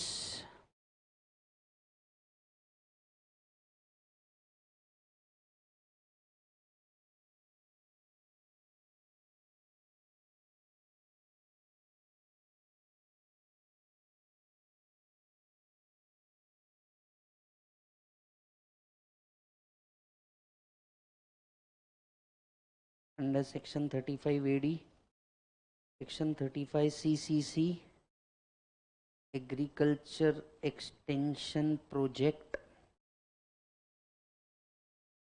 और कौन सा बोलो? और कोई बचता है क्या? है ना sir? Donation to others under section 35 इफिक रिसर्च.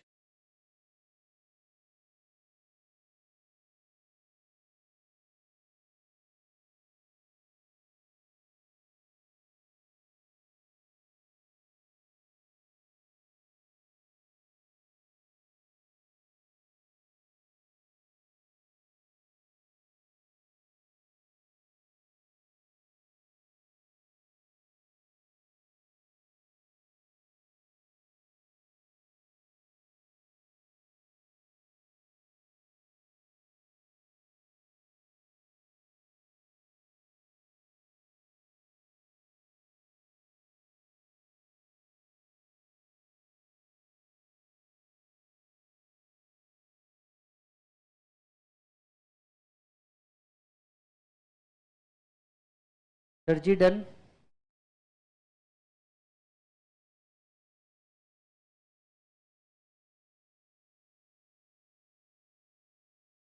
चलो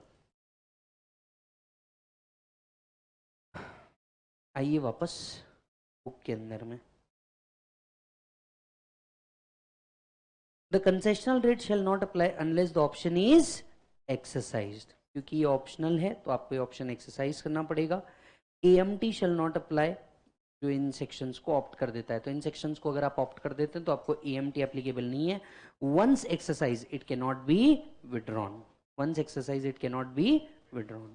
फिर आता है 115 BAE, engaged in manufacturing cooperative society. engaged, manufacturing does not include. don't you think same है? आउट ऑफ मैन्युफैक्चरिंग एक्टिविटी से आने वाला इनकम 17.16, अदर एक्टिविटी से आने वाला income 25.168. Once taken can not be withdrawn. Deduction under 115 BAD can not be taken.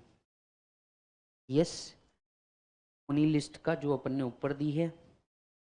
If losses and unabsorbed depreciation arise because of above deduction, it cannot be taken. ये section आया कितने तारीख से है currently? तो इस सेक्शन में additional condition है. पहला, रजिस्ट्रेशन कब हो जाना चाहिए? 2023 के बाद. पर मैन्युफैक्चरिंग कब चालू करनी है? 2024 से पहले. It should not form by splitting up or reconstruction. Does not use second hand plant and machinery except in two situation. बोलो कौन सी?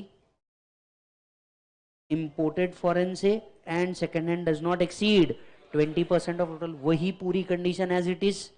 Yes, it should not be engaged in any other business. And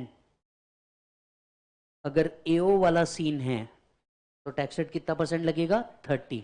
effective tax rate 34.32%. वही point है पूरा का पूरा. ये देख लो, इधर एक एरो एक्स्ट्रा कर सकते हो तो कर दो. AO वाला सीन अगर होगा तो 34.32%.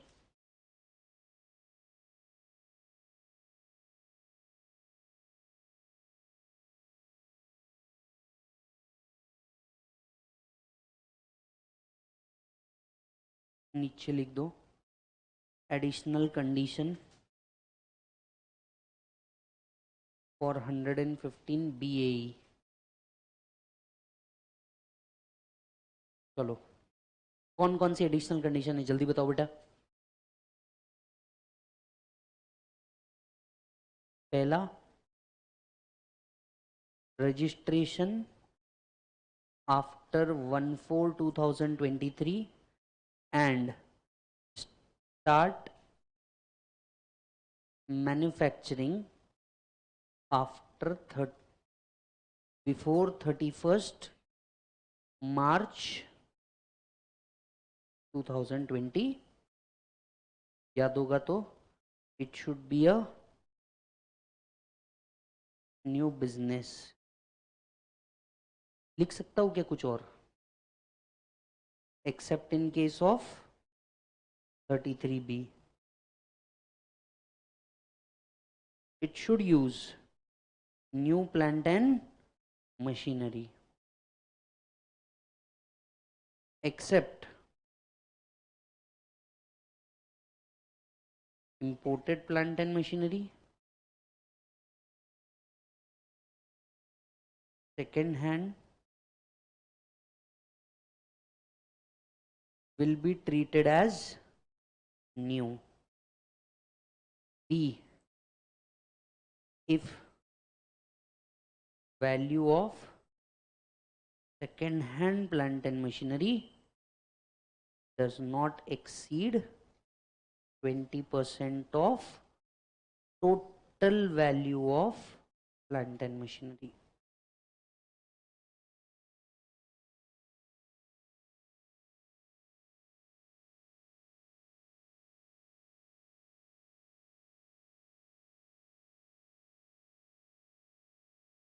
सर जी डन है।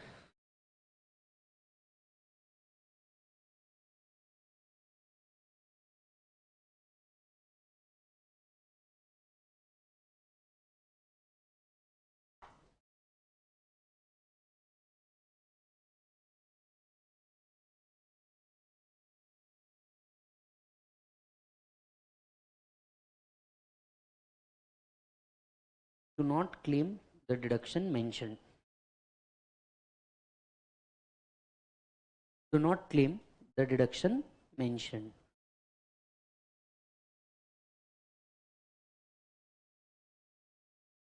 Is that done? Are we done with BAC, BAA, BAB, BAD, BAE? Yes or no? आप एक बात देखेंगे, BAA, BAB पढ़ लिया तो BAD, BAE इजी है। समझ में आया? तो लॉजिकली स्पीकिंग एक जगह पढ़ना, दिमाग में सेट रखना, दूसरी जगह सीधा कट कॉपी पेस्ट करना, उतनी पढ़ाई कम करना, इवन दो ये कंटेंट अब एग्जामिनेशन में है। समझ में आ रही है बात? चलो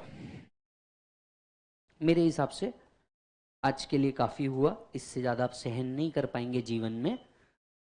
ठीक है, आज के लिए काफी हुआ। अब हमारा क्या बचा है एक बार देख लेते हैं। पढ़ाना कुछ नहीं अब हमको, सिर्फ समझ लीजिए। एक हमारा कंसेप्ट बचा है अनडिस्क्लोज्ड इनकम का इस चैप्टर में, और एक सीधा इसी चैप्टर के साथ साथ हम क्या पढ़ेंगे, एग्रीकल्चर। ठीक है, अच्छा आज आप सभी को कुछ होमवर्क दे रहा हूं। आज आप सभी को कुछ होमवर्क दे रहा हूं। क्वेश्चन नंबर 1 से लेके 5 तक के ये आपके होमवर्क है। क्वेश्चन नंबर 1 to 5 ये सभी आपके क्या है, होमवर्क। एक काम करो ना, 7 भी काय को छोड़ रहे, पूरे सातों करके आओ। कल सातों के सातों हम लोग क्लास के अंदर में डन करेंगे। तो सातों के साथ ईमानदारी से करके आना। वैसे मैं आपको बता दूं, इसका सोल्यूशन भी आपके पास है अवेलेबल, राइट? बट फिर भी सातों के सातों आराम से करके आओ। Point number 1। पॉइंट नंबर 2, कल हमारा टारगेट क्या होगा? कल चैप्टर नंबर 1 हमारा खत्म हो जाएगा एज सेड। जितना टाइम लिमिट में आपको बोला था उतने ही टाइम लिमिट में है। दूसरा, आज का टारगेट ये है पूरा chapter number 1 tax calculation including 115 BAC से लेकर के एंड तक आपको आज पढ़ना है, प्लस इसके क्वेश्चन सॉल्व करने हैं। तीसरा, कल हम लोग क्या करेंगे, हम लोग अनडिस्क्लोज्ड इनकम वाला पार्ट खत्म करेंगे, प्लस एग्रीकल्चर वाला पार्ट भी हम इसके साथ क्या कर देंगे, खत्म। यस और no? Thank you so much, like करते रहिए, bye bye.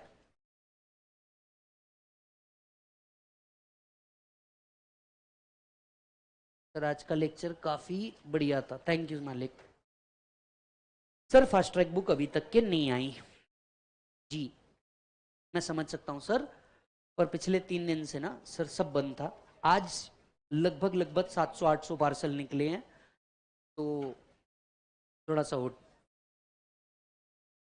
Sir hotel and convention centre वाला सीन क्या है दीप, मैंने आपको इसका रीजन बताया। जस्ट इन केस आपको वापस देखना है, थोड़ा सा वीडियो को पीछे कीजिए, मिल जाएगा।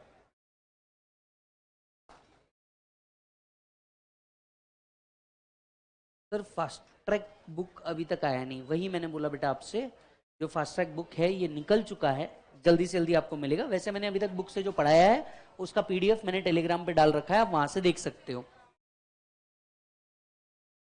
सर एलओपी में लॉस है तो क्लेम करने मिल जाएगा, कोई तकलीफ नहीं है।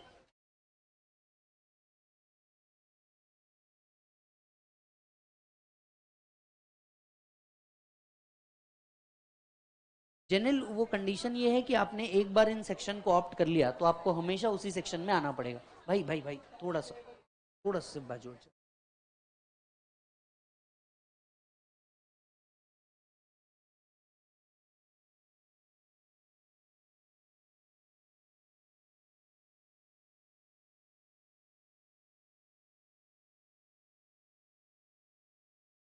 सर कल का लेक्चर सीएस वालों के लिए होगा क्या? आपके लिए है, पूरे लेक्चर है। सर आपका एबीसी एनालिसिस वाला वीडियो आएगा क्या? बहुत टाइम है, आ जाएगा, मार्च एंड वाला कंसेप्ट है वो। सर चैप्टर की सॉफ्ट कॉपी मिलेगी क्या? नहीं। हाँ वो चल जाएगा प्रेरणा, वो कोई तकलीफ नहीं है। चलिए thank you so much, bye bye and take care.